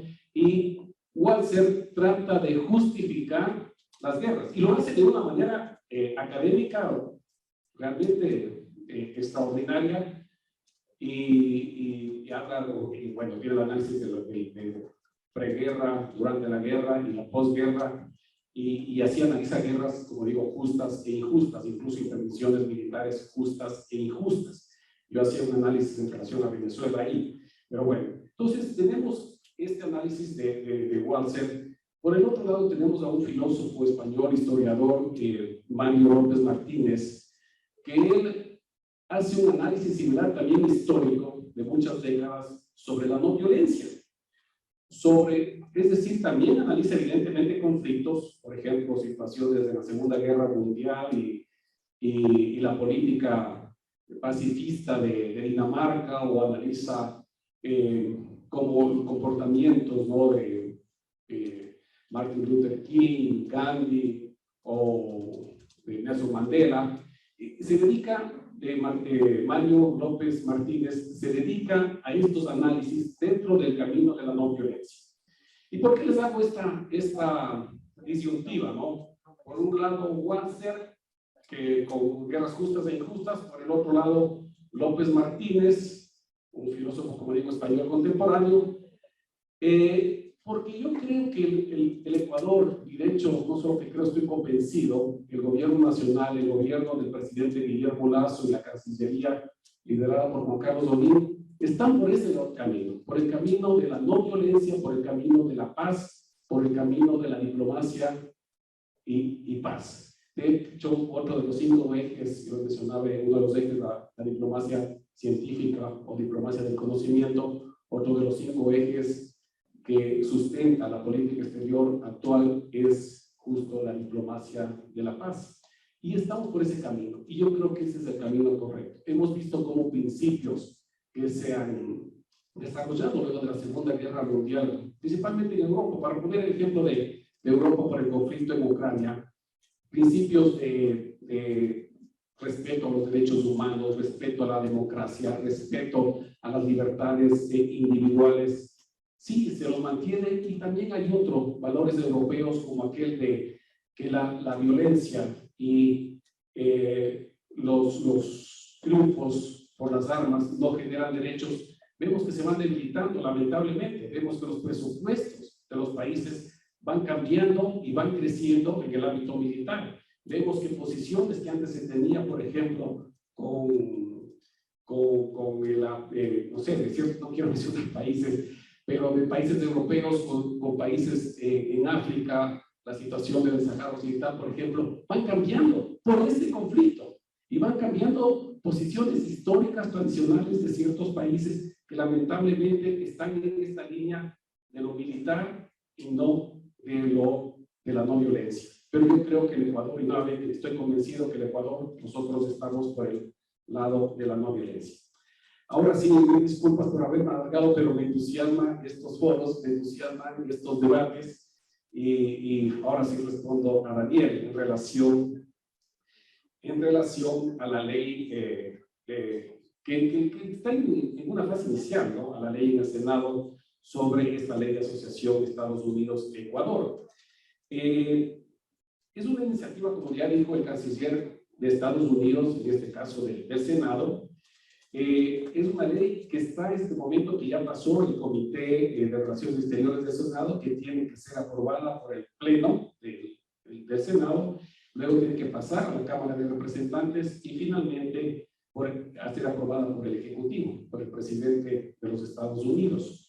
Y no queda solo ahí, porque ustedes conocen la ley, pues la han revisado.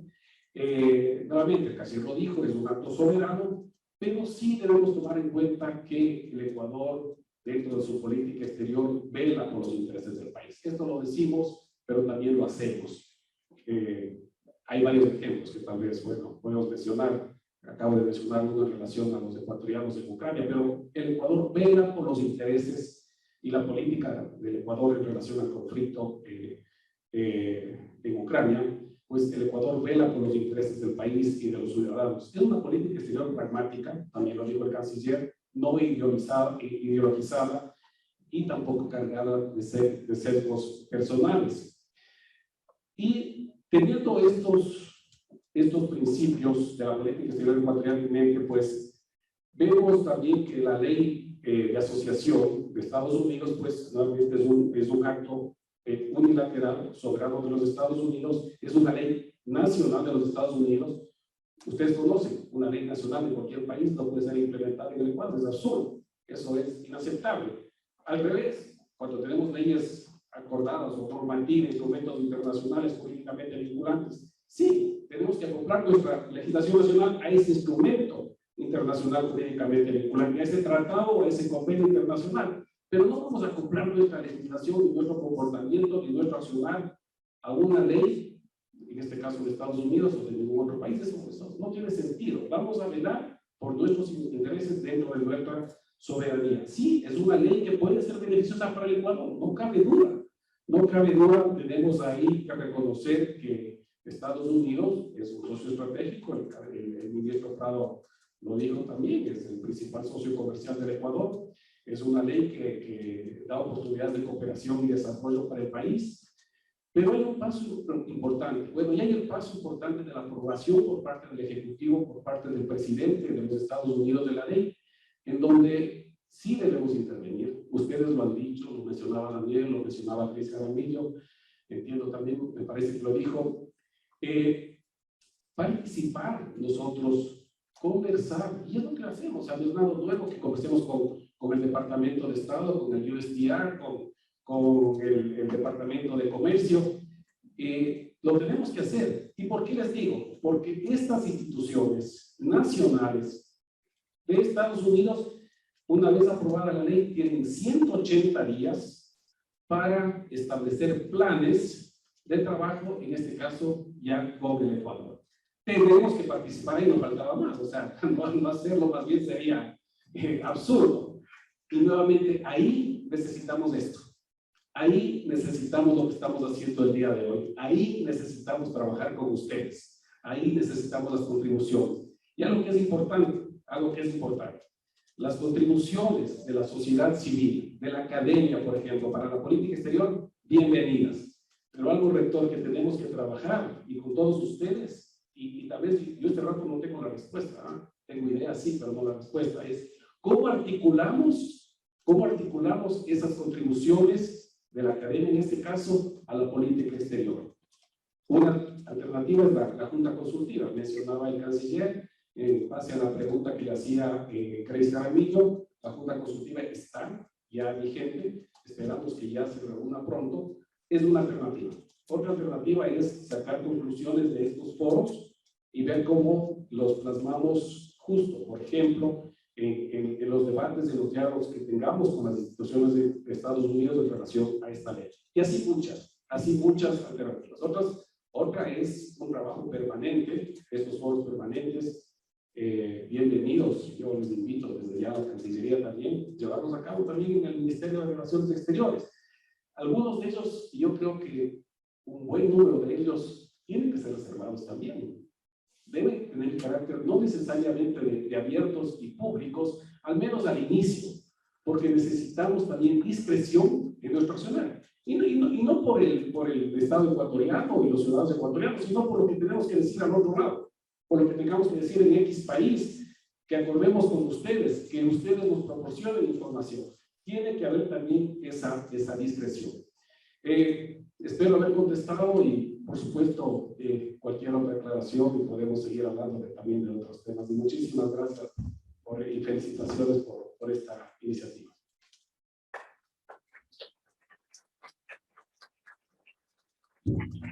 Agradecemos la respuesta del viceministro. Con mucho gusto les daremos llegar a todas las autoridades justamente las conclusiones de todos estos foros como insumo para la toma de decisiones en general. Quisiéramos preguntarles a las señoras delegadas de los asambleístas si es que quisieran dar su punto de vista sobre las preguntas que se han planteado en este foro. Bueno, entonces en este caso vamos a continuar ahora sí con el tema de seguridad, defensa y cooperación con el doctor Freddy Rivera. Gracias, buenos días. Todas y todos. Voy a retomar lo que acaba de decir el viceministro de Relaciones Internacionales, agradeciendo a su vez la presencia acá y de las otras autoridades también del legislativo, porque nosotros desde este foro hicimos una invitación amplia.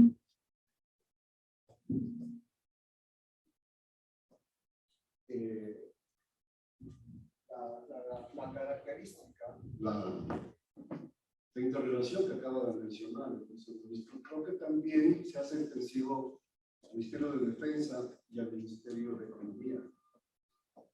El concepto, la palabreja, como quiera llamarse, de interdependencia es vital en una política exterior. Una de las columnas vertebrales precisamente son los temas de defensa y de seguridad, que es conocido por todos nosotros que están siendo escasas, mal conducidas desde hace algunos años en este país y nos ponen como Estado nacional, como sociedad, en una diría, intervención frente a la amenaza estratégica del crimen organizado internacional y todos los tentáculos que hay en este momento en el país, en sus distintas modalidades, de infiltración en el Estado, en la justicia. Entiendo que Patricio Carrillo mandó una persona delegada al Ministerio del Interior ahora, por obviamente las circunstancias que acaban de suceder ayer, vulnerarlas. Desde mi perspectiva, estamos dando un paso peligrosísimo a lo que es incidencias terroristas de un país que no estaba acostumbrado o no tenía ese tipo de, digamos, de problemáticas en la medida que estamos en este momento. Importante lo que mencionó el viceministro en este momento, porque voy a hacer una pregunta que nos traslada al año 2020, y que bien, como funcionario de carrera, estuvo presente en las negociaciones. Y ese momento decisional nos conduce a la firma del Ecuador con la Corporación Financiera de Desarrollo Internacional de los Estados Unidos, es decir, DFC, sus siglas en inglés, que se firmó para deuda externa, deuda pública, de aproximadamente 3.500 millones de dólares en distintos tramos, ¿no es cierto? El primer tramo o fase ya fue entregada, pero lo curioso es que en el convenio firmado, aquí no es especulativo, firmado, compromiso del Estado del partido, implica asumir también una serie de responsabilidades que nos conducen a pensar en una paulatina desconexión o desacoplamiento de la tecnología, del software, de la capacidad, en este caso de China, respecto a nuestros sistemas de seguridad. Concretamente, el EQ9. El EQ911 es más que las 4.300 camaritas que funcionan para monitoreo de frontera, indicios criminales, contrabando, etcétera, etcétera, etcétera. Eso ya está firmado. El segundo tramo, es decir, nos va a meter en un escenario más complejo, donde las exigencias de los préstamos subsiguientes canalizan precisamente ese desacoplamiento o desconexión. El temor entonces que tenemos las personas que estamos en estos temas es, con mucha razón, porque ya está firmado ese instrumento, es que ese desacoplamiento nos deje mudos, ciegos y sordos en el sistema integral de seguridad más extendido que tenemos en el país. A cambio, obviamente, de préstamos que también se firmaron las cartas de intención. Entonces, desde nuestra perspectiva, humildemente académica, algunos vemos también experiencia pública, lo que mencionamos aquí es el riesgo que se puede abrir respecto a la continuidad, ¿no es cierto? Porque aquí hay una transición de las autoridades anteriores y las actuales respecto a esa, con las palabras estrictamente, amenaza estratégica del crimen organizado para este país. ¿Qué implica entonces, señor viceministro? Que los beneficios que están aparentemente firmados en términos de cooperación bilateral, regional y multilateral, para afrontar los nuevos retos que tenemos en este momento en el país, ¿no es cierto? Sería oportuno, como país, gobierno, cómo estamos procesando los acuerdos con la Corporación Internacional de Desarrollo, también, y cuáles son los efectos, o cuáles podrían ser los efectos, porque entiendo que profesionalmente las autoridades actuales harán un poquito de prospectiva y simplemente vincular con análisis de los datos que en este momento están sucediendo en el país. ¿Cierto? Si es que es así, entonces hemos podido identificar estas áreas específicas y calculado los riesgos de esta desconexión del EQ911, por ejemplo, que tiene tecnología china y que está vinculado con un montón de sectores sensibles del país para su funcionamiento. Léase, las cámaras, la advertencia, la prospectiva respecto a lo que es fenómenos de riesgos naturales, está vinculado al negocio, que utiliza tecnología, chino, la logística, las Fuerzas Armadas, en fin. Autoridades, ¿qué se está haciendo para evitar las consecuencias negativas de ese desacoplamiento que existe en este momento concreto? Como hay autoridades aquí que estuvieron en ese momento de la firma de los acuerdos y la perspectiva respectiva, creo que es muy pertinente preguntar en el área de seguridad y defensa este tipo de fenómenos. Pero lamentablemente no están aquí las personas invitadas ni de defensa ni de economía. Pero, nuevamente, las autoridades estatales están acá y nos dignamos preguntarlos. La otra parte le doy la palabra a mi colega Lorena. Muchas gracias a todos los presentes, todas las presentes en la mesa de diálogo. Es verdad que, bueno, ya lo hemos hablado, ¿no?, que la ley DAB es una iniciativa unilateral. Sin embargo, el ATPDA también lo era y en la práctica terminó condicionando el acceso a los beneficios, ¿no es cierto? En esta práctica, el ejercicio de las prácticas de la guerra contra las drogas. Entonces, esto nos hace pensar que no podemos dejar de lado, considerar que la ley DAF tendrá consecuencias y podría generar contraposición en los intereses de los distintos grupos internos en el Ecuador, y este hecho hace aún más indispensable el diálogo. Complementando las ideas de Freddy, quisiera poner en la mesa de debate que mediante los vínculos que ha desarrollado la señora Igombaki en Washington, en estos últimos años sí, se puso en negociación para la aprobación del Congreso de Estados Unidos la ley DAB. En la sección 6, esto menciona claramente que el secretario de Estado desarrollará e implementará una estrategia y programas para aumentar la capacidad del sistema de justicia y de las autoridades del Ecuador en el combate a las economías ilícitas, corrupción, organizaciones criminales transnacionales y la influencia negativa de actores extranjeros y nacionales malignos mediante una serie de acciones. En referencia a este posible compromiso, mi consulta es si existe o se encuentra en construcción un plan de acción para que las instituciones estatales involucradas coordinen acciones y logremos autonomía y logremos sustentabilidad frente a las amenazas criminales. ¿Y por qué hago esta pregunta? En algún momento también fui funcionaria pública y esta era la tarea más difícil, coordinar acciones, tener una estrategia que sea concreta y unificada. Y estos procesos llevan muchísimo tiempo. No se construyen pues en un año, entonces en algún momento tenemos que empezar para tener acciones coordinadas. Eso es todo. Agradecemos mucho las palabras de los doctores Freddy Rivera y Lorena Piedra, y ahora me complace darle la palabra a la señora Montserrat Hinojosa, delegada del Ministerio del Interior, que pueda darnos su respuesta.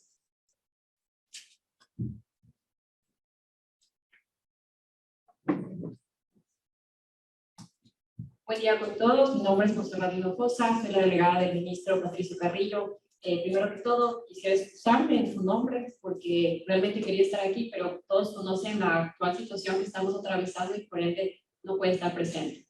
Ante ello, digamos, tenemos nosotros ya varios estudios de análisis con respecto a las preguntas que se nos han hecho. Totalmente quizás me voy a referir a la segunda parte para darle al viceministro, digamos, la parte de política exterior. En cuanto a planes justamente que es todo lo que se alinea a la política exterior en términos de seguridad. Actualmente, como ustedes saben, tenemos un gran Plan Nacional de Desarrollo. Como tal, este, digamos, es el paraguas de la planificación nacional. Debajo de este se encuentran dos planes importantes como tal. Plan Nacional de Seguridad Integral, Plan Nacional de Seguridad Ciudadana y Convivencia Social Pacífica. Cabe mencionar que cada uno de estos tiene, digamos, un líder. El líder del Plan Nacional de Seguridad Integral es el Ministerio de Defensa. y puntualmente hablando de seguridad ciudadana y orden público, es una competencia del Ministerio de Gobierno, ahora del Interior. Ante ello, decirles que los planes como tal, por conocimiento completo, ya que nuestras áreas directamente manejan los dos planes, ya dentro de estos concretan justamente la interinstitucionalidad y la interconexión, además hasta de sistemas de información. Eso es por importante considerar que ya estos planes además tienen una lógica totalmente prospectiva. Los planes como tal han sido detallados y pronosticados justamente hacia el 2030. Ante ello, ¿cuál ha sido el objetivo de esto en términos de seguridad? Es que realmente esto no depende y un poco nos alineamos justamente al discurso del señor presidente, en el cual ya hablamos de Estado como tal, es una visión de Estado, no estamos hablando netamente de visiones de gobierno. Es importante sí definir que nosotros obtenemos resultados al corto, mediano, largo plazo. Al mediano plazo pudiésemos estar hablando justamente, sí, de una etapa de gobierno, pero siempre se trata también de dejar las semillas que van a ayudar justamente en el futuro. Y digamos, esa es la función también del gobierno. Ante ello, comentarles que sí, puntualmente el Plan Nacional de Seguridad Integral hoy por hoy está actualizándose porque es importante tener claridad de la normativa nacional como tal, porque como ustedes saben, nosotros nos apegamos a ella. La normativa nacional que nos dice, el Código de Planificación y Finanzas Públicas nos dice que cada vez que se actualiza un Plan Nacional de Desarrollo, tiene que toda la planificación actualizarse y alinearse a este. Ante ello, esto justamente da la cabida para que toda la planificación hacia abajo se actualice. Los dos planes actualizándose, como les he mencionado, el Plan Nacional de Seguridad Integral, si no estoy mal, quizás siendo un poco imprudente, se va a presentar ya, digamos, a finales de este mes, ya con una primera línea justamente de definición de objetivos y de estrategias puntuales justamente del plan. Este plan considera una lógica totalmente holística. Además de esto, no estamos hablando netamente de la seguridad. ¿Por qué? Para aquellos que estudiamos la seguridad, estamos claros en que la seguridad viene a ser el resultado caos de la perturbación de la sociedad. Y esto es súper importante. Nosotros, y nuestro enfoque que tenemos ahora en seguridad es multidimensional.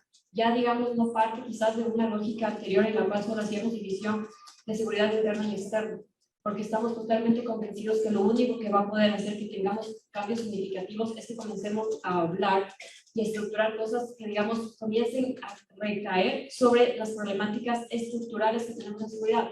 Si bien hoy por hoy estamos atravesando una crisis que en muchos años no se había visto. Nosotros obviamente hemos monitoreado todas las cifras de todos los años como tal. Estamos en un punto atípico. Haciendo todo el proceso justamente para hacer una reversión de la curva y al menos mantener realmente la problemática que estamos haciendo, pero para ello, como les digo, tendremos que trabajar en dos líneas. Actualmente hablando de violencia, tenemos una tasa de violencia y si lo consideramos así bajo estudio del fenómeno de la violencia es base de todo lo que podemos tener y además de todos los delitos conexos. Ante ello, si le dividimos a la violencia quizás en las definiciones simples que nosotros consideramos, que tenemos la violencia criminal, interpersonal y la sociopolítica. Tenemos entre la violencia interpersonal y la violencia criminal casi 100%, realmente la sociopolítica es muy baja. En estos últimos 2 o 3 años es que realmente ha despuntado la violencia criminal, pero unos años atrás hemos tenido casi un 50-50% entre los dos tipos de violencia. Entonces, cuando hablamos de seguridad, es mucho más amplio de pensar solo en bandas criminales. Usualmente hablamos solo de organizaciones como que realmente el peligro solo está en el delincuente, cuando nosotros también somos parte del peligro. ¿Por qué? Porque somos parte de esa violencia, desde ahora casi 40% de violencia interpersonal. En temas de violencia de género, violencia interpersonal, hablamos acerca de las riñas y todos, digamos, los eventos de violencia que se dan justamente en la calle, en el tránsito, afuera de bares, de discotecas, de restaurantes. Y la violencia de género que además está totalmente, digamos, impactada en el país. Entonces, es importante, digamos, cuando hablamos de seguridad, tener, digamos, la claridad de todo lo que lleva esto, porque no se trata únicamente de hablar, sí, de la parte criminal, que es una parte muy importante y que ahorita es un problema para nosotros. Pero además de eso también, cómo tenemos que trabajar para, digamos, bajar una violencia interpersonal. Y eso, compañeros, realmente es más estructural. Es estructural. ¿Por qué? Porque usualmente los patrones de comportamiento que tenemos y que nosotros estudiamos están totalmente cimentados en nosotros, desde niños. Y para eso, ¿qué tiene que pasar? Tenemos que hacer cambios en educación. Y el cambio en educación no quiere decir que voy a dar una charla o voy a dar un taller. Además que tenemos que entrar también justamente en los lugares de identificación de violencia desde los propios centros estudiantiles. Porque un niño violento como tal es aquel que va a ser el adolescente y quizás hasta el posible delincuente o femicida en 10, 15 o 20 años. Entonces, ante ello, decirles que sí, quizás para tranquilidad, digamos, de la mesa, un poco la pregunta, tenemos, digamos, dentro de nuestros planes claridad justamente de todo lo que tiene que conllevar esto, y hablamos de este concepto multidimensional.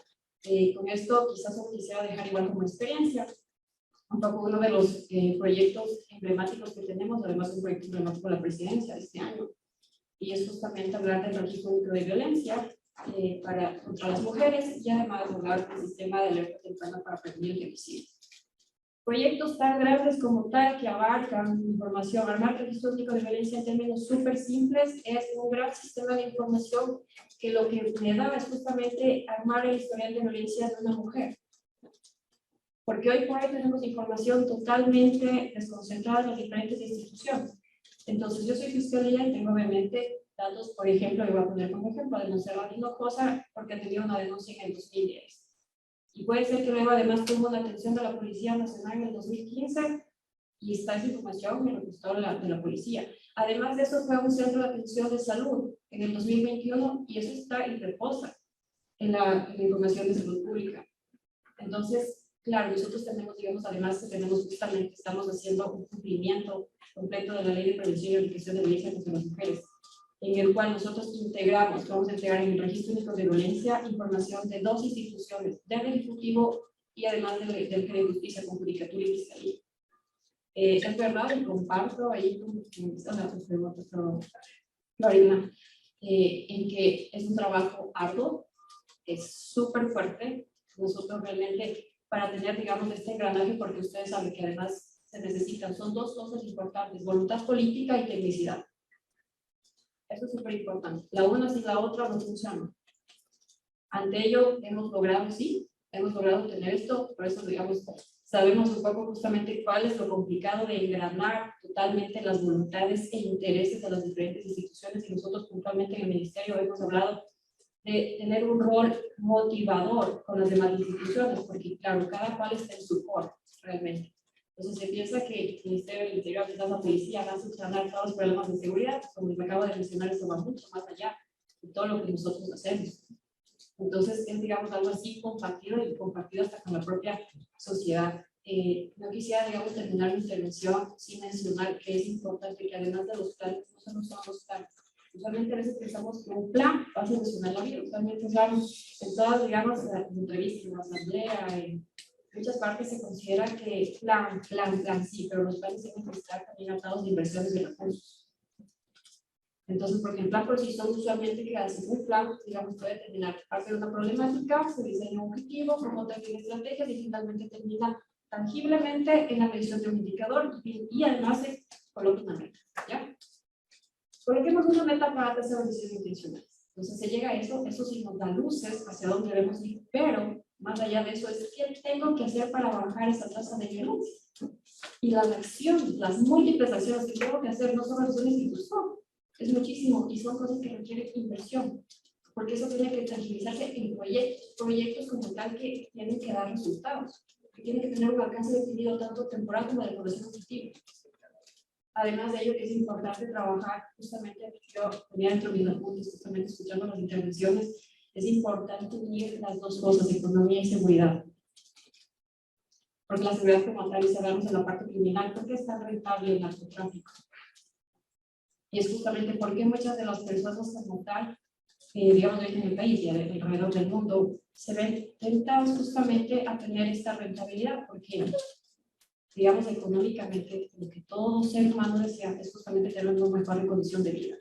Lo que puede hacer que estas personas como tal no se sientan tan motivadas y no se sientan entusiastas de esto es que tengan la ausencia de la necesidad, y eso es importante. Entonces, el trabajo, digamos, mancomunado así, completamente tiene que ver con el trabajo, digamos, únicamente digamos, del Gabinete de Seguridad, que es con que nosotros trabajamos directamente con justicia, sino justamente con levantar totalmente las condiciones de vida de la población. Y esto puede ser justamente una de las cosas que nos puede dar buenos resultados para obviamente hacer que menos personas se comiencen a vincular al microtráfico y narcotráfico. Gracias.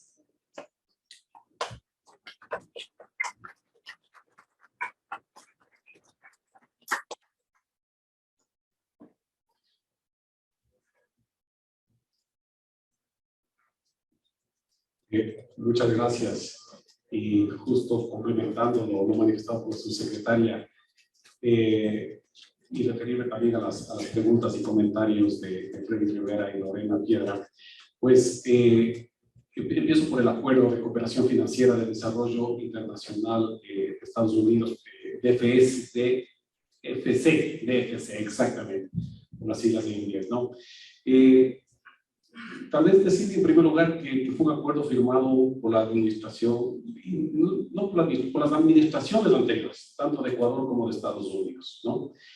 Y es un acuerdo marco que busca, no solo en el Ecuador, sino un acuerdo marco, impulsar desarrollos de infraestructuras a nivel privado. Es decir, sí, son fondos provenientes, en este caso, de los Estados Unidos, para fomentar proyectos a nivel privado. Desde el Ecuador y desde el gobierno actual, no quiero decir porque se firmó en el gobierno anterior o eso nos vinculamos, todo lo contrario, o sea, nosotros honramos nuestros compromisos internacionales y de hecho también sí es importante buscar fuentes de financiamiento para pequeñas y medianas empresas, por ejemplo, que es el objetivo también de este acuerdo. Y tal vez aclarar, y bueno, no están, usted decía acertadamente, no están tal vez las instituciones indicadas en este momento aquí para que respondan la pregunta, pero del lado de Cancillería, sí aclarar que no se trata de un acuerdo de sustitución de deuda. Es financiamiento, sí, pero no es sustitución de deuda, de lo que, bueno, desde Cancillería conocemos y tenemos que ser así, ¿no? También tenemos la información de que desde este acuerdo, o sea, gracias a este acuerdo de FC, se han canalizado alrededor de 500 millones en el Ecuador. Exactamente, justo lo que mencionaba hace un momento, para impulsar a pequeñas y medianas empresas. Y claro, vemos también que hay acuerdos similares en los que quisiéramos también participar y tenemos que estamos participando y muchas veces directamente desde el sector privado, por ejemplo, a nivel europeo. Tenemos el Global Gateway, que es algo similar, pero a nivel europeo. Y sí reiterarle que desde el gobierno, pues sí buscamos estas fuentes de financiamiento también para fortalecer a pequeñas y medianas empresas, principalmente, o al sector privado en general. En relación a la lucha contra el crimen organizado, pues coincido plenamente también con lo manifestado por Lorena Piedra, que no es fácil muchas veces la articulación, pero es necesaria y tenemos que hacerla. Y lo estamos haciendo en este momento en el gobierno nacional en relación a la lucha contra redes transnacionales de crímenes de diferente índole, ¿no? Tenemos narcotráfico, desde la Cancillería, la lucha contra las redes transnacionales de tráfico ilícito de personas y trata de personas, que ha disminuido muchísimo en el Ecuador. Ha disminuido muchísimo por varios factores que podemos analizarlos acá también, pero que todavía están presentes. La migración riesgosa, migración irregular de ciudadanos ecuatorianos, especialmente de provincias del sur del país, hacia México, no para quedarse en México, sino justo para pasar la frontera entre México y Estados Unidos, pues vimos que creció exponencialmente desde meses antes de la pandemia, se dio durante la pandemia también, no es que se paró durante la pandemia, a pesar de que las fronteras estaban cerradas, y también vimos un crecimiento en el año 2021 alarmante. Yo antes de ser viceministro de Relaciones Exteriores, fui viceministro de Movilidad Humana, viajé a la frontera entre México y Estados Unidos justo por esta situación. Y ahí venía la articulación. Articulación no solo entre instituciones nacionales, sino también con instituciones de otros países, y seguimos trabajando en ese sentido. Y decía hace un momento, pues, que ha bajado esta migración riesgosa, ha bajado la presencia de estas redes transnacionales, no ha desaparecido lamentablemente, Y vimos lo que mencionaba también el subsecretario, o sea, el dinero que mueven, por ejemplo, en el tráfico ilícito de personas y trata de personas, ha llegado a ser mayor al tráfico de estupefacientes. Los túneles que existen entre la frontera de Estados Unidos y México, de México y Estados Unidos, que en un principio eran utilizados por mineras en los años 20, luego en los años 30 para tráfico de alcohol, luego cambió a tráfico de estupefacientes hasta recientemente, y ahora son por esos túneles por donde transitan y mueren compatriotas ecuatorianos también, por ahí. Les importa un comino la vida, o sea, a los traficantes de personas les importa un comino la vida, perdón esas palabras, pero lo que les importa es el dinero. En el 2021, un ciudadano ecuatoriano llegaba a pagar hasta 15,000, a veces un poquito más, $15,000 por el paquete. Y luego les secuestraban en México y les pedían rescate también, pero 15,000 aquí en el Ecuador. Llegó a costar, ya cuando México impuso la visa a ciudadanos ecuatorianos, hasta $30,000. Entonces, ¿qué pasaba? Se iban por países del Caribe que no requerimos visas en algunos de ellos y ya no hay simplemente una frontera, un desierto de por medio. Tenemos un mar de por medio y se vuelve mucho más peligrosa. Bueno, pero me estoy desviando, pero pareciera que la articulación entre instituciones es fundamental. Lo estamos haciendo, estamos trabajando no solo a nivel nacional, sino también a nivel internacional.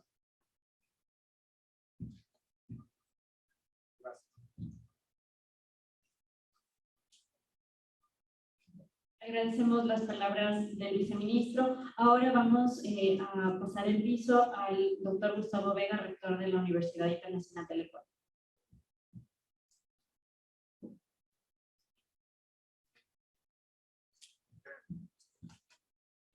Una intervención que quiere recobrar niveles doctrinales.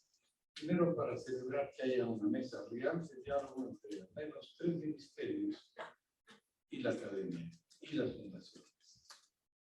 Es cierto, como ha dicho Freddy, me parece que habría en el futuro de incorporarse otras dependencias que tienen que ver sobre todo sobre temas de economía, de seguridad. Yo creo que hay que madurar en un siguiente evento para incorporar más interlocutores en un diálogo que sea productivo.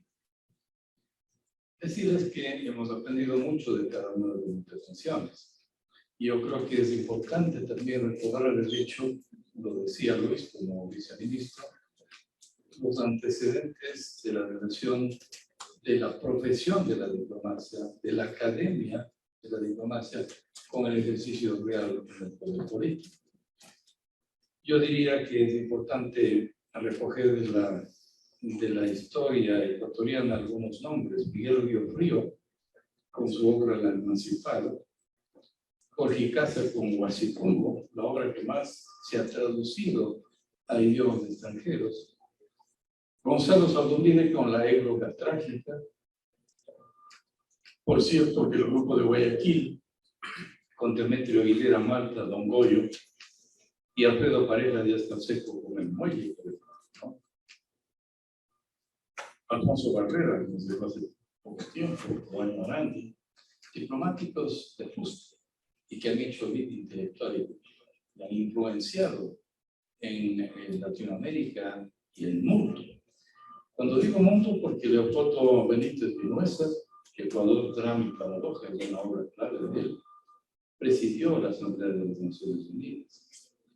Y hay antecedentes luminosos, citaré poquísimos, de los muchos otros. Honorato Vázquez, lidiando con el laudo del rey para el Ecuador, sin dinero, meses enteros sin cobrar, de una penuria económica espantosa en España. José Peralta, Manuel Muñoz Borrero, justo entre las naciones, ya, en los museos del Holocausto del mundo, ¿no? Facilitando a judíos que estaban en el pabellón de la muerte con identidades ecuatorianas.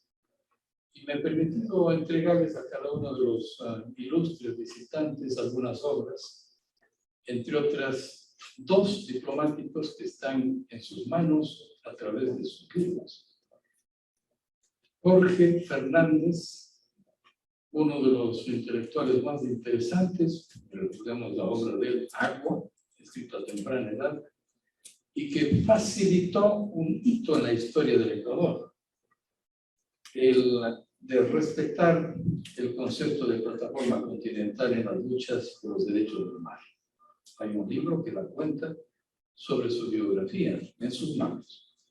Y el de José Ayala Lazo, nuestro director general de la Escuela de Relaciones Internacionales de la UNED, ahora también miembro del Consejo de Regentes, el primer alto comisionado de las Naciones Unidas para los Derechos Humanos, 3 veces canciller y artífice de la paz de Ecuador. Son algunos ejemplos que es bueno recordar en esta mesa cuando la academia está ligada estrechamente al poder político y a la cultura. Y los ejemplos notorios de los últimos años giran en torno a volver cada vez más profesional la academia diplomática, que preside Alejandro Suárez, nuestro embajador, es profesor de nuestra universidad. Y este golpe de timón en el sentido de volver o de devolver con creces y con innovación el justo momento que necesita la Junta Consultiva del Ministerio de Relaciones Exteriores y que no sea simplemente un satélite de un poder transitorio, sino que sea un organismo de fuste que oriente la política exterior. Debo recoger que esa es una muy buena tendencia, porque en un país en donde no existe bicameralidad, en los países en donde hay Senado, el aval de embajadores que no son de carrera lo hace el Senado en una relación estrecha con el Ejecutivo. Pero cuando es unicameral como el nuestro, solo Perú y Ecuador en la región son unicamerales. Habrá que siempre ver los pros y contras de la bicameralidad en otro momento.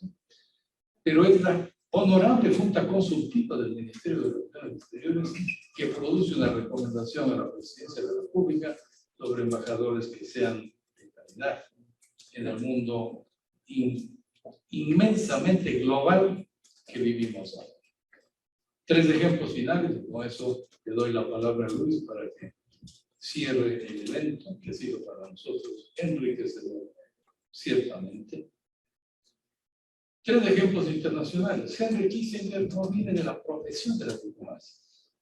Académico de Harvard y sus 6.500 páginas, China, secretario de Estado del presidente Nixon, inauguró un nuevo momento con este país enorme, que tampoco podemos, como Ecuador, sesgarlo, lo han dicho ustedes, tenemos tantos vínculos entre críticos y convenientes con la China, y por supuesto, el necesario balance y una división de filigrana entre lo que puede ser nuestra posición multilateral frente a Europa, frente a Estados Unidos, Canadá y frente a la China.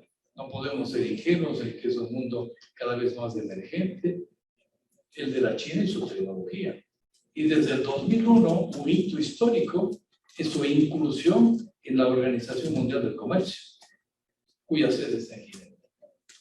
Son temas difíciles y que tenemos que trabajar con escalpelo, una relación en donde el Ecuador no sea ingenuo. Henry Kissinger, y por cierto, no fue un académico suelto, sino fue un creador de políticas nuevas.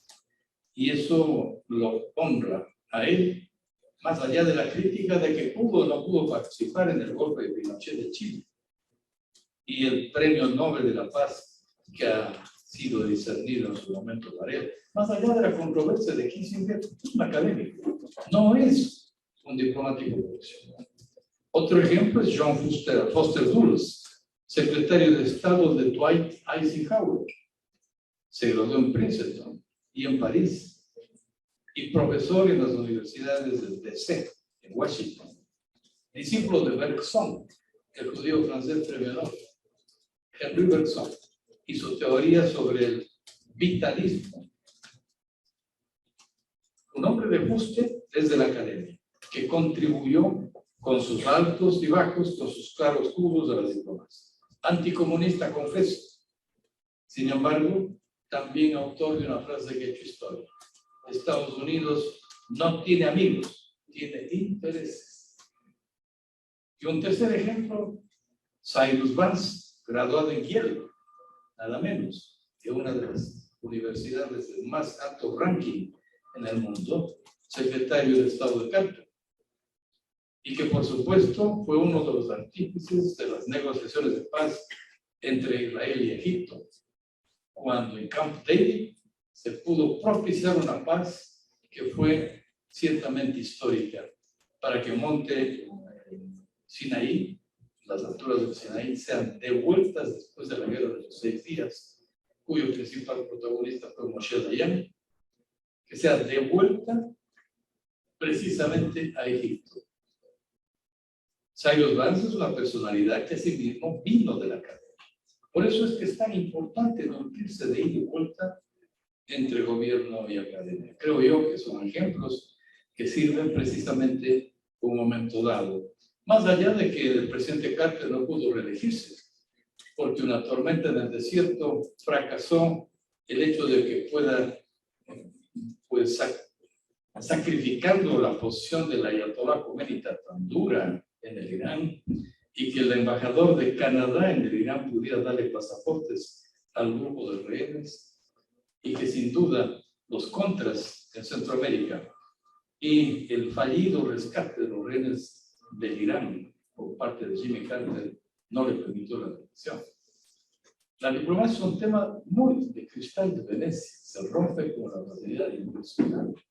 Es una de las temáticas más sensibles en un país, y por eso yo creo que precisamente estamos para poder nutrirnos mutuamente de los ministerios afines, también, por cierto, de las fundaciones y de las distintas universidades que han honrado esta sala la mañana de hoy. Entiendo que los organizadores tienen planificado un cierre para no cansar la audiencia, y por eso, con la venia de Santiago, Natalia, a quien agradecemos la conducción, al director de la Escuela de Relaciones Internacionales, José Emilio Vázquez, al director del Centro Ecuatoriano de Estudios Internacionales, del embajador Hernán Escudero, en nombre de todos, agradecemos su presencia y le damos al viceministro, con la venia de quienes organizan este evento, las palabras.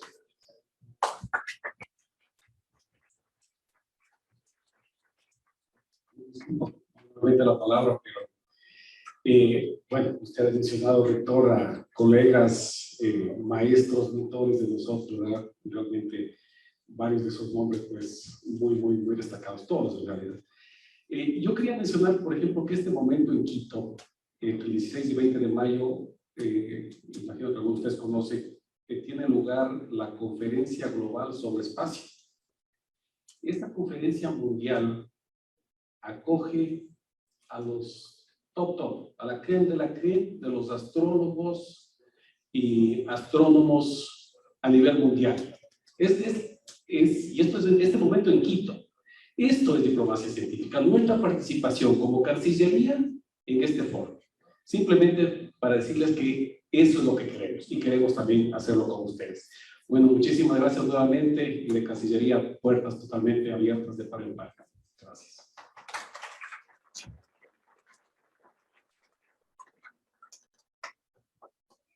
Muchas gracias a todos los presentes. Por temas de tiempo vamos a tener que clausurar este evento, no sin antes hacerles llegar también el saludo y el compromiso por parte del director de la Escuela de Relaciones Internacionales, José Emilio Vázquez, que por temas de salud se ha disculpado y no ha podido acompañarnos.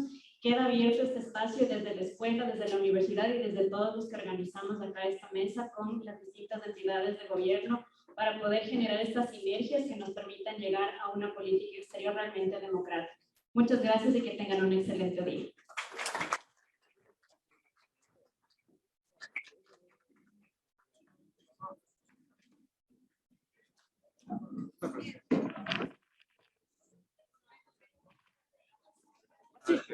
Sí, está mal.